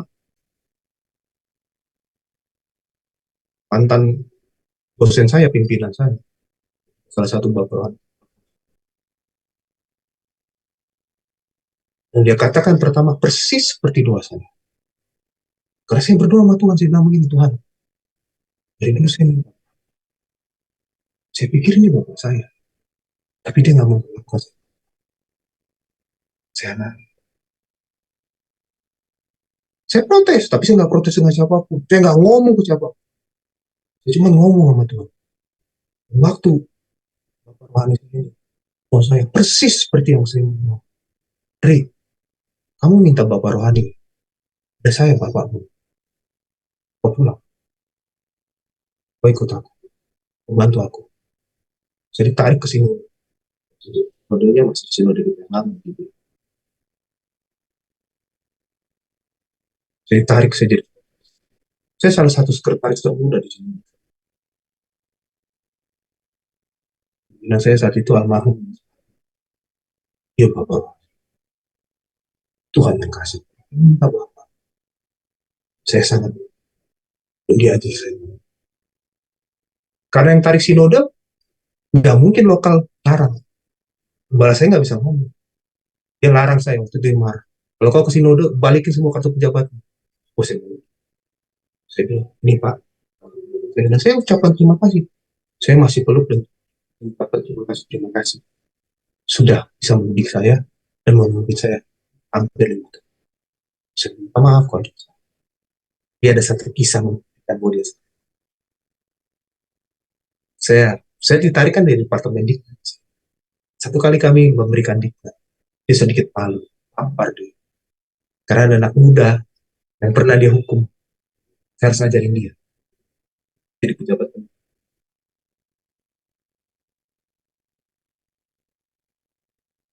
Dan waktu sesi itu, baskom, pasu saya minta untuk nangis.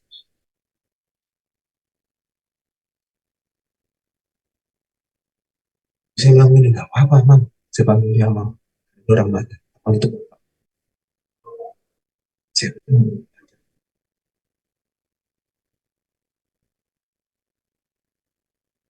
selalu untuk apapun yang terjadi, tidak ada yang merasa. Pakai itu, selama kita dalam kebenaran, bahwa kebaikan. Maka yang harus kita rubah adalah perspektif kita, hati kita, pikiran kita. Bagaimana kita di depan? Oh, banyak orang ajak saya, dorong saya, paksa saya untuk lakukan sesuatu. Oh, banyak persoalan. Masa 4 bulan kau dipermalukan, kau diam aja? Saya nggak rasa dipermalukan. Saya cuma suruh diam. Saya bertanya, adakah salah yang saya buat, Bang? Enggak. Tapi kau harus ikut apa yang kusuruh. Boleh melayani. Apapun. Bahkan mimpin doa aja nggak boleh.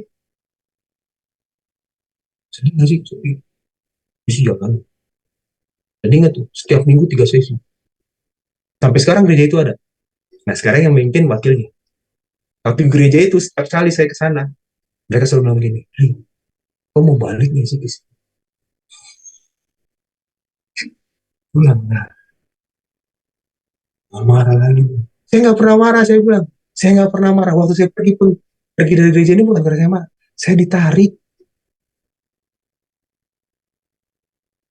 Saya nggak, saya tidak meninggalkan catatan ini. Karena apa? Kita melakukan.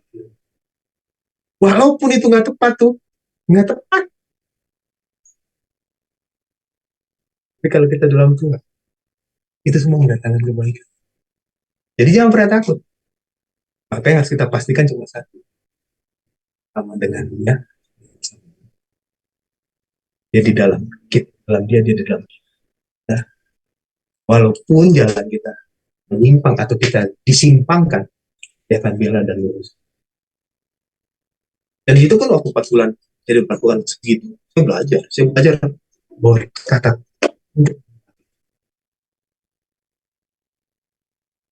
Nah, saya juga bingung lihat kalau kan dulu awal-awal saya masih anak-anak, baru-baru udah selesai.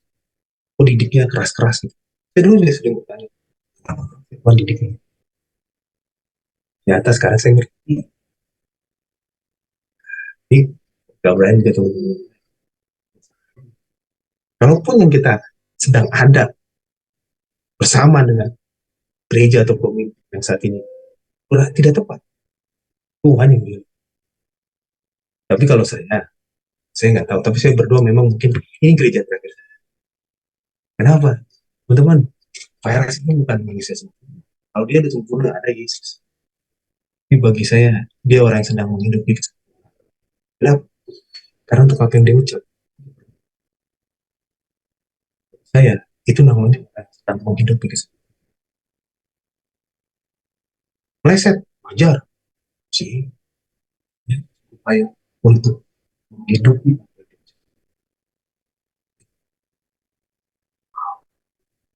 Ya mungkin sedikit beruntung, saya bisa berinteraksi dengan cukup close. Saya lihat, saya khotbah aja kalau dia meleset, bisa lu. Itu rasa. Kita kadang manusia kan salah, bisa salah dia ucap aja. Salah. Salah.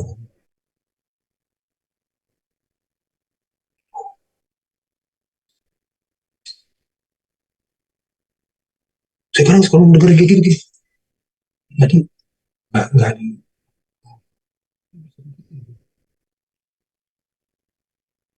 Karena dia memang menghidupi firman itu, bukan sekedar hanya cuma ngomong.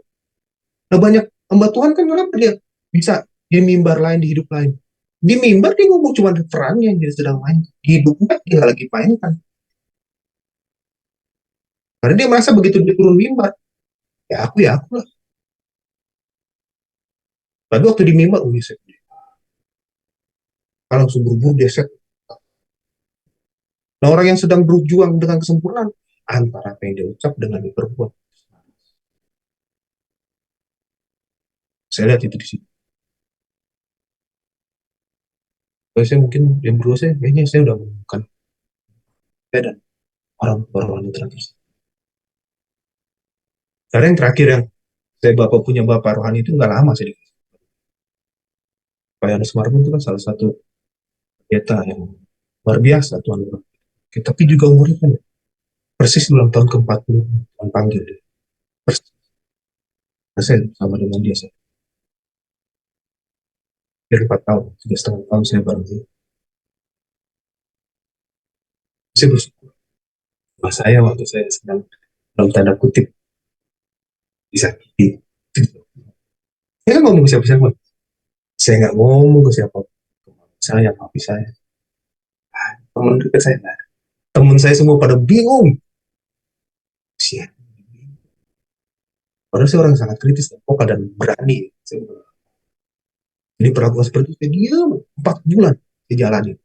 Tiap ibadah pelayanan saya selalu hadir, saya selalu full dengan uniform saya sebagai pelayan. Karena saya pendeta pembantu, jadi saya full gas segala macam. Saya cuma diam di belakang. Alam jemaatnya nggak boleh. Karena kalau ngeliat ke sana ke belakang, pikir gini, anjir juga ya. Tapi bisa loh. Karena memang kita kan taruh hati kita dalam dia. Dia yang pimpin kita. Kayak gitu Kak Bray. Buat teman-teman yang lain. Minta maaf kalau nggak tepat. Tapi saya langsung inget itu.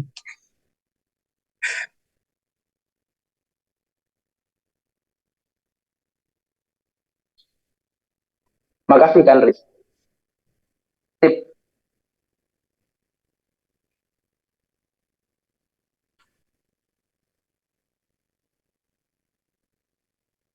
Kalita, Mungkin ada yang masih, ya waktu kita masih 13 menit, mungkin ada yang masih mau berbagi. Kak Eri, mungkin ada yang mau disampaikan.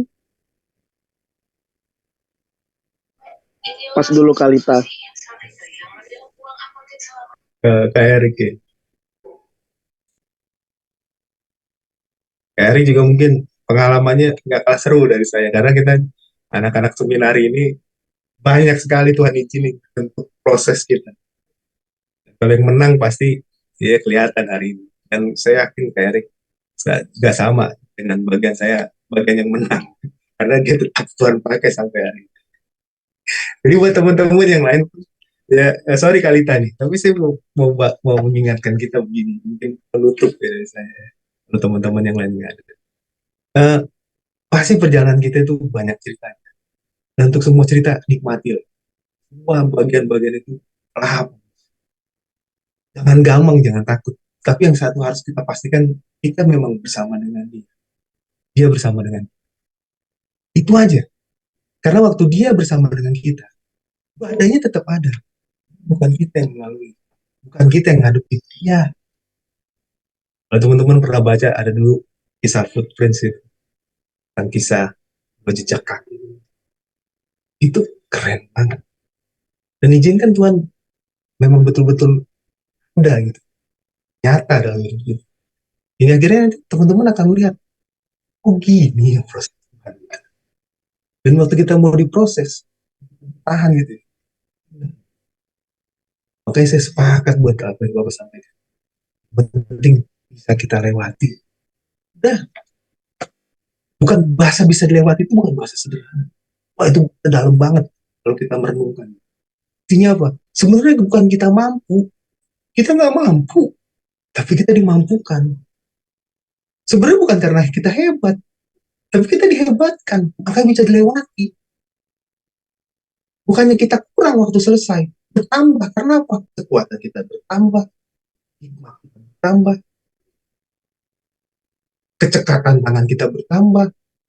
Kecerdasan otak kita bertambah. Hingga akhirnya situasi yang seperti itu atau lebih buruk, kita bisa lewati. Bisa hadapin. Itu bahasa tuh keren banget kalau kan bisa dilewati. Wah, artinya betul-betul kita bersama dengan dia bersama dengan kita.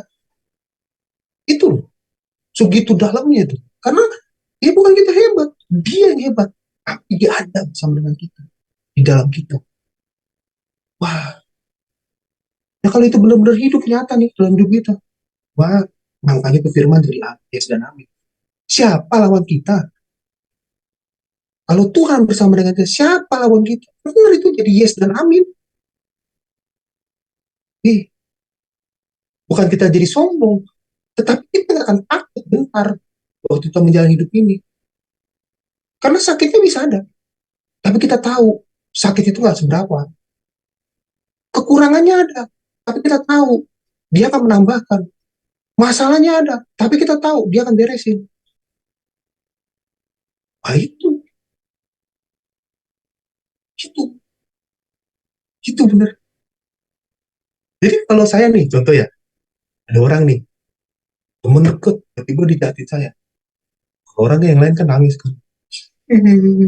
So gitu di sini. Kalau saya bilang begini, makasih Tuhan, saya dulu udah pernah. Dari orang yang saya sangat percaya. Bagi saya dia bapak saya, dia penolong saya, dia yang jagain saya kasih hidup saya buat dia. 4 bulan. Dulu saya sering berpikir gini, kenapa ya ada ya Tuhan? Emang kenapa Tuhan kayak Tuhan kurang kerjaan bikin-bikin ini? Tapi kesini saya lihat, lah, Tuhan mau bilang begini, Dri, biar nanti di depan, kalau ngeliat kayak gitu lagi, senyum. Oh iya, iya. Nah, teman-teman harus punya konsep gitu. Kalau lagi ngadepin sesuatu nih, jangan tanya, tapi gini, oh iya, iya. Tuhan mau buat aku nanti di depan senyum. Itu, iya. Ya memang waktu lagi jalanin nggak bisa senyum. Tapi waktu nanti kita lihat belakang, ya gitu doang. Gitu.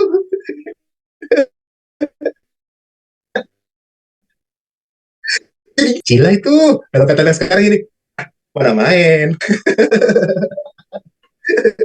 Ah, nggak main lah, kata gitu. Pada keren. Jadi kita happy. Nah itu dia makanya. Di dalam Tuhan kita tetap bisa kuat. Itu pernyataan itu jadi ada amin. Karena yang belum gitu. Apa sih maksudnya dalam Tuhan tetap bisa kuat? Oh iya, iya. Oh ya iya hari ini kita jadi tahu. Oh iya ya. Oh iya, makanya tetap aja bertekun. gitu loh, dalam persekutuan kita dengan dia, udah bertekun aja. Yang lainnya tenang. Jadi tetap kuat teman-teman ya. Ya, jangan sembarang milih. Apalagi ntar tanggal 14 Februari ya kan. Berdua lebih baik daripada sendiri. Kalau rame-rame ntar bisa rusuh. Udah berdua aja. Oke? Love you. Tadi pesan colongan. Sorry. Tapi Kandri Ya. setuju sih Kandri. Setuju Kandri ya. Jadi balik lagi dalam Roma 8 ayat 28. Bahwa kita tahu sekarang bahwa Allah turut bekerja dalam segala sesuatu untuk mendatangkan kebaikan bagi orang yang mengasihi dia. Mungkin di awal kita sempat daging kita tuh menolak. Kadang-kadang tuh situasi yang datang itu bisa dua respon. Tapi rasanya kita sebagai manusia, respon pertama untuk lakukan hal yang benar mungkin sedikit responnya. Tapi kalau kita sadari pas udah berapa tenang, itu langsung respon yang ke Tuhan itu lebih gede. Dan apalagi kalau kita tahu orang itu Tuhan izinkan masuk dalam kehidupan kita, ya kan, akhirnya membentuk proses kita, maupun itu pendeta siapapun teman-teman kita. Saya percaya bahwa dalam kehidupan ini nggak ada suatu hal yang kebetulan. Dalam kronosnya kita itu ada kairosnya Tuhan. Itu yang selalu saya ingat sih dalam kehidupan saya. Jadi apapun situasi yang pahit, ya Kak Andri sama saya perjalanan sama nih kita nih dulu kan. Udah keliling, balik lagi ke GSKI. GSKI rumahku. Ya kan, balik lagi satu hal yang kita menyadari bahwa, oh iya, jadi pas di saat ada orang-orang yang sikapnya gimana, ya udah, ya percaya aja loh, diam aja lah. Kita namanya kita bekerja ya kan, mau itu di sekuler kayak mau itu di gereja, sama aja pasti kita akan berjumpa dengan orang-orang yang siap membentuk kehidupan kita, karakter kita. Kadang sampai nggak habis pikir, kok kenapa orang ini kayak gini ya. Tadi saya curhat sama istri, yang ini kok orang ini kok gini, aduh. Tapi kita akhirnya ngerti, oh iya ya, kalau kita makin emosi ini, wah udah habis deh. Jadi benar-benar bahwa percayalah bahwa di saat kita memilih suatu hal yang benar, ibaratnya kita udah merdeka satu. Misalnya ada orang yang mancing kita untuk emosi, dan kita lebih diam, dan kita bisa menguasai diri.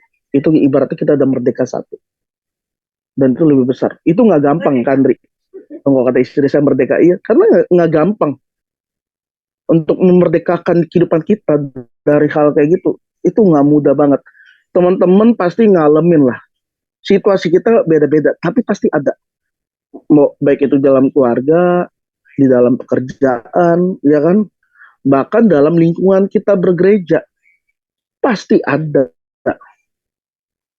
Jangankan kita, Tuhan Yesus pun bersama dengan muridnya mengalami hal yang sama. Diproses hal yang sama.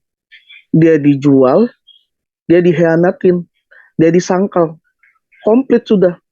Bahkan waktu dia mau disalib, semua muridnya nggak ada yang membantu satupun. Semua menghilang. Yang dulu mukjizat terjadi di saat Yesus melayani.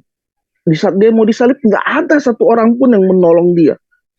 Bahkan nggak ada dua kubu. Semua jadi satu kubu. Benar nggak, Andri? Kan kita bertanya-tanya, kemana orang-orang ini yang di saat Yesus melakukan mujizat? Mereka lihat, mereka tahu, tapi kok kenapa menghilang semua? Kok mengapa langsung tidak terjadi apa-apa? Nggak ada suatu hal yang dulunya Yesus pas melayani spektakuler, suatu hal yang luar biasa. Tapi tiba-tiba pas Yesus diperhadapkan satu hal yang dia harus jalani, sebuah rencana yang sudah diberikan oleh Bapa dalam kehidupan dia, mau nggak mau dia jalani. Meskipun kalau dia berpikir sebagai manusia, ini kemana orangnya, benar nggak Andri? Mana yang menolong ini? Tapi dia tahu bahwa tidak ada. Ini semua harus tergenapi. Dia sampai harus di kayu salib, semua itu harus tergenapi. Seperti apa yang dikatakan di kitab Yesaya. Semua harus tergenapi. Jadi nggak bisa. Makanya kita juga sama. Kalau Tuhan Yesus saja bisa melakukan hal kayak gitu, kita juga pasti bisa lewatin. Dan semuanya itu untuk menggenapi apa yang menjadi rencana Tuhan dalam kehidupan kita. Itu balik lagi sih Roma 8 ayat 28. Kita percayalah. Makanya saya bersyukur banget home ini adalah menjadi rumah kedua kita. Dari hal yang mungkin kita situasi yang lagi nggak enak hari ini, di dalam pekerjaan nggak enak, di rumah nggak enak. Tapi di saat kita mendengarkan sharing kebenaran firman Tuhan, pasti percayalah Roh Kudus itu dia yang mengubahkan kehidupan kita. Dari emosi yang memuncak, wah langsung. Saya tadi pas pulang tuh udah kesel sama istri pulang. Tapi pas denger ke Andri khotbah, sharing semua tuh langsung kayak redam. Ya ngapain saya harus balas? Saya langsung ini balik lagi. Aduh benar. Kita kita semua tuh masih manusia teman-teman. Kita masih hidup di dalam daging. Semua bisa memuncak terus. Tapi pilihannya kita mau memerdekakan kehidupan kita atau kita mau ditindas. Akhirnya kita menyerah dan kita gagal. Cuma itu pilihan. Dan kalau hari ini benar katakan bisa dilewati, itu bukan kata yang mudah, tapi suatu kata yang benar-benar ada satu perjuangan, satu tekanan yang kita bisa lewati. Itu satu hal yang mahal banget kalau bagi saya, kata bisa dilewati. Bukan cuma sekedar jargonnya dari Babe ya, Pak Eras ya. Itu kan kayak ibaratnya jargon kan. Kalau misalnya kata itu bisa dilewati, bagaimana bisa dilewati? Tapi bisa dilewati gimana? Itu saya yakin teman-teman ada kedagingan yang diiris-iris. Ada dagingnya teman-teman yang diiris-iris, yang kemarahan, kebencian, ya kan, nggak keterimaan, nggak terima, ya kan. Itu semua tuh pasti diiris. Dan disitulah kita merdeka, disitulah kita menang. Dan kita memilih hal yang benar. Saya akhirnya baru mengerti arti kata penguasaan diri. Kenapa ditaruh di paling ujung dari buah roh itu? Kenapa nggak di awal penguasaan diri? Karena manusia kita sering meletup-meletup. Kita sering ambil emosi kita, kemarahan kita, daripada kita berdiam diri, melihat situasi. Saya waktu di Surabaya juga hampir saya mau meledak, tapi tiba-tiba langsung diredam. Saya coba kalau saya meledak habis dah. Tapi Tuhan tuh kayak ingetin. Saya tuh ke Andri ya, dalam kehidupan saya di Rehoboth ini. Dari dulu, kalau ke Andri tahu kisah saya, ya kan, zaman yang kemarin-kemarin. 4 orang itu yang akan selalu Tuhan taruh dalam kehidupan saya untuk menahan saya ibaratnya bemper. Saya mau marah, mau apa, 4 orang itu ke Andri, yang menjadi panutan saya. Ko Epen, CMP, Ko Reza, Cisandra. 4 orang yang menjadi saya tuh jadi teladan untuk saya. Bukannya saya mendewakan, tapi itu yang menjadi bumper saya, ngerem saya. Ibaratnya monster saya, itu nggak boleh, harus takluk. Ibaratnya mereka lah yang akhirnya buat saya, saya nggak marah. Oh ini nggak. Maka orang dulu, Dek lo diem aja sih, lo diem aja. Andri tau lah, kayak saya waktu itu kan. Udah heboh banget tuh di Rehoboth. Tapi saya cuma berdiam diri. Saya udah sama istri dan ini orang gue, yang ini gue lipet-lipet nih yang saya udah sampai kayak gitu kan, yang ini gue pukul nih ntar lama-lama nih. Saya udah sempet gitu teman-teman, udah Ambon saya tuh, yang ini Ambon gue udah keluar nih, yang saya udah bilang sama istri, aduh ini kayak, terus akhirnya Tuhan kayak selalu ingetin tuh 4 orang itu kan, yang jadi hal yang buat saya tuh berdiam. Tambah lagi Pak Eras waktu itu lagi gencar-gencar diam, kita diapa-apain diam. Itu kata diam, diapa-apain tuh nggak enak teman-teman. Percayalah, daging tuh berontak. Karena kita manusia, dasar kepengen balas. Pengajaran Tuhan Yesus itu di luar logika manusia. Karena manusia pada dasar kepengen balas. Apalagi kalau dia punya kuasa. Apalagi kalau dia punya power. Apalagi kalau dia punya uang. Itu bisa semua dilakukan. Tapi kata diam, itu satu hal, mungkin dilihat orang lain, itu bodoh. Sampai teman-teman saya ledekin, lu tuh orang Ambon paling bego. Saya digituin ke Andri, lu tuh bodoh banget. Wah masa lu mau ini? Wah tapi saya diam, saya nggak, karena saya tahu di saat saya melakukan hal yang lebih keras, melakukan hal yang bodoh, itu malah mempermalukan Tuhan dan mempermalukan saya. Makanya itu yang kita harus ngerti teman-teman. Penguasaan diri. Kenapa Tuhan taruh di di paling terakhir dari buah roh. Kenapa nggak di awal? Karena manusia mau memilih ikut keinginan dagingnya atau tunduk rohnya. Itu masalahnya. Kita mau ikutin daging nggak? Marah kita mau ikutin nggak? Emosi kita mau ikutin nggak? Tidak terima dengan situasi kita mau ikutin nggak? Atau kita bilang, enggak Tuhan, biarlah kehendakmu yang jadi. Waduh, Kandri, saya dengar Kandri tadi sharing, Brian, itu langsung share, langsung emosi saya langsung, bener, saya diberkati banget malam hari. Dan itu mengingatkan saya lagi, tadi istri saya juga udah bilang, yang ingat weapon, yang ingat CMP, yang ingat Koreza, ingat Kisan, itu cuma 4 orang itu yang bisa. Sampai saya kadang-kadang, nih gue gak mau ingat lagi 4 orang ini, gue rasa pengen, gue rasa gue udah cukup orang injek-injek. Rasanya kayak gitu teman-teman. Saya jujur aja sama teman-teman. Ya karena ini kan keluarga saya sendiri. Saya mau gimana ya inilah. Tapi bagaimana Tuhan membentuk, memproses. Apalagi teman-teman kita ini dari berbagai suku. Ada ego sukunya masing-masing. Setuju nggak? Orang dari Sumatera, orang dari NTT, orang dari Surabaya, itu punya ego, punya kekerasan hatinya. Kalau ibaratnya tuh, aduh, keras kepalanya lah, kalau orang Jakarta bilang lah, ya kan, keras kepalanya kita, itu masing-masing ada, dan itu bisa monsternya muncul semua di sini, teman-teman. Kalau nggak ada home, percayalah, kita nih akan jadi bisa lebih liar, lebih galak, lebih jahat, karena kita cuma dengar firman, cuma saya seminggu sekali, kalau ada bapak, kalau nggak ada bapak, nggak mau, tapi puji Tuhan kita ada home, kita bisa dengar firman Tuhan dari siapapun yang sharing di home. Oh nggak, dulu kan fanatik dengan Pak Eras. Nggak ada Pak Eras, nggak mau ibadah. Bener nggak, Lius? Nggak ada mau ini.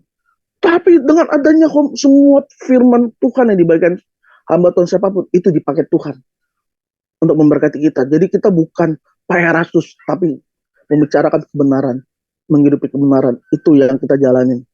Makanya saya bersyukur banget Tuhan boleh bawa saya di Rehoboth, nggak jadi kayak rumah saya, orang-orang yang saya tahu semuanya di home Kak Andri. Wah, saya percaya banget. Saya makin hari makin kesini udah bilang, aduh Tuhan nih udah keliling sana sini. Kemarin baru dari Harapan Indah. Please, kita mau buka lagi Harapan Indah nih, Harapan Indah 2 nih. Besok saya mau ke Untar sama ke Gading Nias, buka lagi untuk di Kelapa Gading sama di Jakarta Barat. Tanggal 7-nya lagi, Lius. Siap-siap lagi, Lius. Kompleks Kemang mau dibuka lagi. Kak Andri siap-siap ke Kemang ya. Terus saya mau ke sana lagi. Saya sampai dalam diri saya juga kemarin, akhirnya saya juga waktu Kak Andri kan, waktu yang sama istri ini saya sering nih sama teman-teman nih. Akhirnya nggak untuk waktu, aduh gimana? Kemarin kan udah ke Harapan Indah malam. Saya gimana supaya saya punya waktu sama istri saya juga kan. Akhirnya saya tinggalin. Makanya kemarin nggak ikut session sharing, Lius, di HN9. Karena kenapa? Saya tahu besok kan mau ke Harapan Indah. Saya tinggalin handphone saya nggak lihat handphone. Saya quality time sama istri saya. Dia cerita, saya cerita. Udah ngobrolnya kita berdua. Habisin waktu. Supaya saya ada waktu sama istri saya. Saya nggak mau terlalu kemana-mana, istri saya nggak ada teman cerita. Saya juga ini. Saya harus punya waktu. Makanya saya bagi waktu. Makanya kalau Lius kemarin lihat session sharing, saya nggak ada. Maafin ya Lius ya. Ini Lius nih omnipresent, Kak Andri. Ini asisten luar biasa ini. PIC luar biasa, udah bisa kemana-mana. Iya kan? Tapi itu Kak Andri. Saya bilang sama istri saya, udah saya tinggalin handphone, saya cerita. Saya mau istri saya tuh cerita apapun, saya juga sama. Jadi sama gitu. Kita juga semua sama di sini teman-teman. Sibuk apapun, kasih waktu untuk orang-orang terdekat kita. Gitu. Itu sih Kandri, thank you untuk firman Tuhan hari ini dan berkati saya, teman-teman yang juga yang sharing. Mantap, thank you. Thank you. Semangat semua teman-teman. Ada thank you juga ke Erik buat saksiannya. Tapi Kak Erik boleh nih di home ini teman-teman yang ada yang memang di Jabodetabek bisa bantu Kak Erik. Dia full di home hari ini. Tapi saya senang, memang dia orang yang tepat. Dia orang lapangan yang ngerti bangun. Kalius sudah terlibat. Ada Kadame juga. Kadame tuh bisa tuh. Saya nggak tahu Kak Brian di mana, di Jabodetabek atau di luar. Kalau Jabodetabek boleh banyak bisa terlibat karena home memang benar tadi. Home ini yang bangun kita makin lebih lebih kenal intim kebenaran karena kita bisa sharing bareng, diskusi bareng. Nah, saya senang dengan Home Nusantara ini 59 dewasa sempat, jadi yang udah dewasa mulai keluar. Kita buat time maksudnya. Gitu. Dan Kak Erik, terutama Jabodetabek ini banyak banget home masif ini di mana-mana. Karena memang sebenarnya kita butuh komunitas. Gereja sangat dibutuhkan. Itu besar sekali. Dia nggak bisa peluk kita. Maka home inilah gereja-gereja kecil peluk satu dengan lain. Ya, saya dukung teman-teman boleh support tuh Kak Erik. Jangan biarkan dia sendirian. Kita butuh nafas panjang Kak Erik, maka harus support. Balik kali. Kali. Aman kayak Erik, aman. Biar makin sibuk. Kirain saya Lius mau ngomong kayak Gibran. Tenang, Kerik, ada saya di sini. Saya pikir kayak gitu. Biar makin Oke, sibuk. Lius. Oke. Apa? Brian mana Brian? Brian di ini apa? Kak Andri, Brian di mana kan kamu? Maluku ya Brian ya? Di Maluku dia. Makanya ini kalau di HN5 ini Kak Andri pasti setiap Kamis itu selalu ada cerita baru, pandangan baru yang ya nggak pernah kita bikin bosen deh gitu. Jadi kita selalu dapat hal baru di sini. Makanya nggak pernah absen di Kamis ya. Kalau Kak Erik absen tahu, kayak minggu kemarin Kak Erik absen karena kan berbarengan sama Hokage semua. Saya yakin Kak Erik juga puyeng tuh. Mau kiri atau kanan. Jadi kalau Kak Erik nggak hadir, saya tahu mana dia pasti nggak hadir nih. Mau Kak Erik nggak hadir, dia pasti gara-gara dia disuruh di sono. Ada konven soalnya di sono. Gue senang punya rumah. Bagi saya Home 5 ini kayak rumah saya juga karena saya nyaman. Saya kalau sharing di sini saya nggak pakai filter. Nggak ada filter. Dan kadang ya Tuhan tuh selalu kasih saya apa ya? Jadi di setiap Kamis tuh selalu ada pengalaman baru yang bisa di-sharing gitu. Kayak dari tadi saya dengerin dan ini akhirnya ya udah semua sampai aja deh. Hal kecil yang relate banget loh sama hari ini. Gimana pilihan-pilihan hidup kita dan penyertaan Tuhan ya. Dan yang tadi kayak apa Andri bilang kepekaan, kayak tadi Asli juga komen gitu tentang kepekaan terhadap penyertaan Tuhan. Ini tadi pulang kerja, pas banget sampai di rumah. Tiba-tiba sampai di rumah, saya ngeliat ban mobil saya, terus banyak batu-batu kecil. Andri tahu kan ya, batu-batu kecil. Saya cuilin tuh batu-batu kecil sebelum masuk gerbang. Mau masuk gerbang, saya cuilin batu-batu kecil sebelah kiri. Terus saya lihat di belakang ada juga nih, saya cuilin belakang. Terus saya sebelah kiri ada juga nih, saya cuilin dikit. Nah pas lihat yang sebelah kanan, sebelah kiri depan, ternyata ada paku. Bayangin, itu di depan rumah loh. Jadi ada paku. Lah, ada pakunya. Ya udah, saya masuk rumah, saya cuma parkir mobil masuk dalam, taruh tas, saya jalan lagi ke tambal ban. Langsung tambal ban. Dan itu anginnya masih ada. Nah, kalau Kak Andri kan tahu kan yang kita mobil nggak pernah berhenti. Bagaimana kalau saya tiap hari lewat tol? Jadi Bekasi ke Depok setiap hari lewat tol. Ya kalau di tol pasti nggak mungkin nggak ngebut. Ya itu loh, penyertaan Tuhan itu mujizat Tuhan tuh nggak harus yang gede-gede semua dari penyakit dan apapun. Saya selalu bilang sampai saya bilang sama istri, Tuhan tuh benar-benar sayang loh. Dia tiba-tiba kasih kepekaan saya, kenapa tuh kayak iseng aja tuh pengen nyuilin batu-batu kecil gitu. Ternyata di antara batu-batu ini di depan ada paku.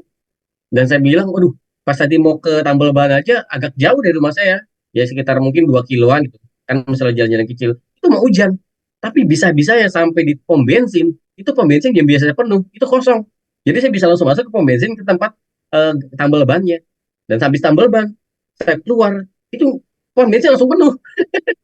Jadi saya benar-benar pom bensin begitu keluar langsung penuh. Biasa kalau saya mau masuk pasti susah karena pom bensin itu sempit, kecil. Dia kalau mau masuk itu kalau udah penuh sama mobil, saya pasti nggak bisa masuk pom bensin itu. Tidak bisa-bisanya kosong. Seperti menyediakan jalan bagi saya untuk tambal ban habis itu pulang. Karena besok pagi jam 5 pasti saya jalan langsung. Kalau di jam 5 jalan kan cuma lihat ban, oh masih ada anginnya. Kalau ban kempes dikit kan kita nggak tahu. Nah itu loh, betapa penyertaan Tuhan itu kalian nggak usah ragukan deh. Yang Pak Eros bilang kita nggak akan dipermalukan. Kita pasti meninggal, pasti. Tapi Tuhan tahu kalau tugas kita belum selesai. Kalau Tuhan bilang belum cukup buat kita, Tuhan masih kasih koma, belum kasih titik, penyertaan Tuhan pasti nyata. Jadi nggak usah takut ya buat yang sakit. Kalau Tuhan belum bilang belum, Tuhan belum selesai, nggak usah kayak orang yang kayak Tuhan aku sakit gini. Nggak usah. Tuhan pasti sembuhin. Buat yang belum punya suami atau belum punya pasangan hidup, nggak usah ribut. Nggak usah. Tahu nggak? Saya sama Kak Andi kemarin datang di home kita benar-benar terenyuh ya Andri ya. Ya ampun gitu kan ya. Hopeless Bisa-bisanya ya. suami meninggalkan istrinya gitu di rumah. Ya ampun, itu baru pertemuan pertama kita langsung aduh, sakit kepala gitu. Gimana ya Kak Andri ya. Aduh, bisa-bisanya gitu. Orang orang hidupnya kaya, orang hidupnya tuh makmur. Kita pikir enak punya anak udah kaya, udah punya duit lah, nggak kaya-kaya banget mungkin ya, tapi punya uang, punya segalanya. Tapi di masa tuanya ditinggalkan anak-anaknya, suaminya meninggalkan dia, dan dia di rumah dengan sendirian. Itu kayak, aduh, yang dia miliki itu keinginan kita loh gitu. Tapi ternyata itu nggak selalu bahagia. Tapi lihat, hal itu dibuat Tuhan bisa menjadi berkat. Akhirnya si ibu ini cari Tuhan. Andri juga pasti langsung dari kantor ngantuk-ngantuk begitu dengar kesaksian gitu pasti langsung wah tercerahkan.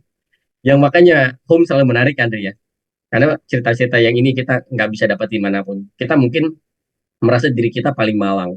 Tapi pada saat kita ngeliat orang-orang yang lebih malang dari kita, di tengah keberuntungannya kita nggak akan merasa diri kita malang. Dan kalau kita merasa diri kita nggak pernah disertai Tuhan, ingat, yang saya bagiin hari ini, sebuah kesaksian kecil, cuma paku di ban. Alah, paku di ban mah biasa. Bisa-bisanya itu saya ketemu pas di depan rumah. Oh, nggak bocor di jalannya, tengah jalan dan gimana gitu. Dan nggak juga di jalan tol dan lain-lain. Dan tahu sendiri kalau misalnya bawa mobil tuh nggak semudah itu coy, ganti ban jalan di tengah tol itu.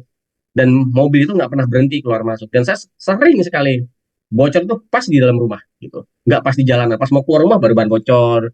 Atau kayak hari ini ada lagi tuh, yang itulah gitu. Jadi kayak Brian, nggak usah takut Brian. Brian soalnya ini khawatir sama susu karena dia mau punya baby. Jadi susunya mesti gimana? Brian bingung. Saya yakin Brian bingung di situ. Sama Brian, saya juga mana sih teman-teman ya.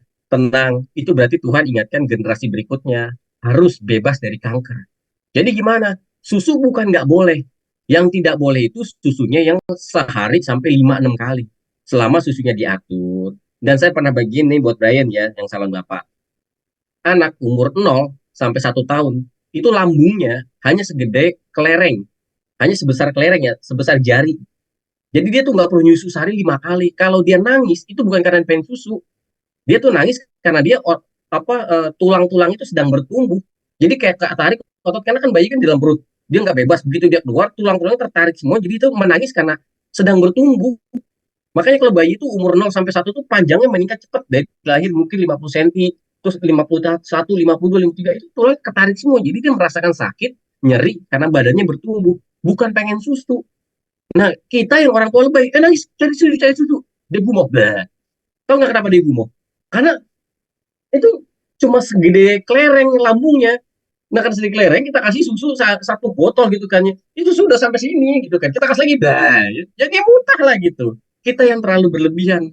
Kenapa? Mencret terus berak bagus bagus. Kalau mencret itu bagus. Itu nggak bagus. Kalau mencret terus sehari 5 kali bagus. Itu nggak bagus. Ya kita dibukakan loh. Sama seperti logos. Enggak, Kristen udah benar. Allah itu tiga, tiga dalam satu hakikat. Itu udah benar dari zaman dulu. Begitu kita dibuka dengan hakikat itu apa? Karena sekarang nanya di logos kan, apa coba ada bisa jelasin hakikat nggak? Yang kita ikan Allah tiga tapi satu-satu dari tiga. Yang kita jelasinnya. Ditanya kita juga mumet judek sampai ada istilah judek lagi baru ya. Kita sampai buyang. Tapi dengan mendengar ini kan pengetahuan kita bertambah. Harapan dari Pak Eras adalah apa? Saat nanti dia tinggalkan kita semua, kita tuh nggak ditinggalkan dalam keadaan tuh kayak orang yang linglung. Makanya semua keluarga besar HN5 di sini ya, tetap setia walaupun Kak Feli udah jam berapa nih? Mungkin jam 11 malam apa jam 10 ya. Ya tetap malam ya kan, Brian ya kan. Tetap setia, dalam kesetiaan kita pasti Tuhan akan sertai kita ya. Dari hal kecil sampai hal besar Tuhan pasti sertai. Jadi nggak usah takut sama apapun kebutuhan hidup dan lain-lain. Bagian kita tetap setia, yang kayak tadi ingetin, jangan lupa, jangan cuma sibuk home, dengerin khotbah dan lain. Kalian juga punya keluarga, perhatikan keluarga juga. Saya sama Kak Erik tuh pasti punya pergumulan sama kita sibuk sana sini, saya sibuk kerja, sibuk ini, sibuk itu, sampai kadang lupa sama keluarga. Makanya nih biasa habis home, saya berdua sama istri yang Kak Andri bilang tadi, kita lakukan loh. Kita nonton TikTok berdua sebelum tidur, berdua ngeliatin kucing jatuh, kita ketawa-tawa berdua di kasur, ya ampun, kita receh banget ya gitu. Tapi ya, itu yang kita lakukan. Karena mikir kita sejam lu bisa scrolling, bener. Tapi kita nggak buang-buang waktu, kita nggak buang-buang waktu. Inilah prime time kita, bisa ketawa di kasur berdua sambil mau tidur gitu. Ya, itulah prime time kita. Ya, jadi ya cuma mau bilang sampai belum punya pasangan enak loh. Dah, nanti yang lain pada ngiri. Oke, ya nggak Brian? Ya, silakan Kak Andri ditutup. Baik, kita sudah mengakhiri pertemuan kita. Kak Andri bisa bawa kita dalam doa Oke. penutup. Untuk Sekali lagi terima mengakhiri kasih pertemuan. Om Lima, luar biasa. Saya bukan rasa sharing, tapi saya di-sharingin. Semoga kita semua berkati. Kita doain. Bapak bersyukur untuk semua kebaikan. Bahkan terima kasih buat keluarga kecil yang indah yang luar biasa Tuhan berikan satu dengan yang lain kami Tuhan. Kalau kami sangat dibatasi dengan jarak 4, tapi kami tahu kami disatukan bersama dengan. Terima kasih bahkan untuk canggih teknologi yang boleh ada jauh. Kami berdoa biar akhirnya Tuhan sebagai kami warta-pewarta Tuhan bahkan jadi saksi Tuhan di tengah zaman yang tidak benar, yang tidak baik. Kami tetap jadi orang-orang baik, orang benar, melakukan dan menyatakan firman-Mu secara nyata dalam hidup. Bapak berdoa buat setiap rekan-rekan yang bersama dalam Home Nusantara ini, baik yang hadir maupun yang terus menolong dan membela. Dan juga hamba berdoa buat setiap keluarga besar kami, berkati Bapak. Dan biarlah juga seperti Tuhan memberkati kami, berkati mereka. Jika mereka belum punya hati semangat yang sama dengan kami untuk berkumpul dalam home ini, Bapak berikan semangat dan semangat. Dan juga hati yang sama seperti Tuhan berkati kami untuk kami boleh sama-sama berkas di home ini atas pasangan bahkan keluarga. Berkati setiap usaha pekerjaan yang dikerjakan, pekerjaan yang ada di home usaha. Untuk apapun yang jadi pergumulan mereka, kami tahu kami punya hal yang dahsyat. Tuhan, bela dan tolong kami. Biar kami boleh menyaksikan semua kuasa-Mu, kesaksian-Mu dalam kehidupan kami. Terima kasih sekali lagi. Berdoa dan memberkati kami semua. Dan kami mengakhiri Tuhan home kami ini dengan sukacita daripada-Mu. Dan berkat perlindungan, penyertaan Tuhan yang sempurna akan terus bersama dengan sampai Dia datang kedua kalinya. Berkati kita di awal-awal. Kita semua yang diberkati Tuhan sama-sama. Berkati ya teman-teman. Foto dulu Kak dong. Andri, foto Foto dulu. dulu Kak Oh, Andri. 5. Kak Andri udah sampai hafal banget. Ini udah jadi keluarga banget ini bagi Kak Andri mah. 5 mah udah jadi keluarga ya. 5.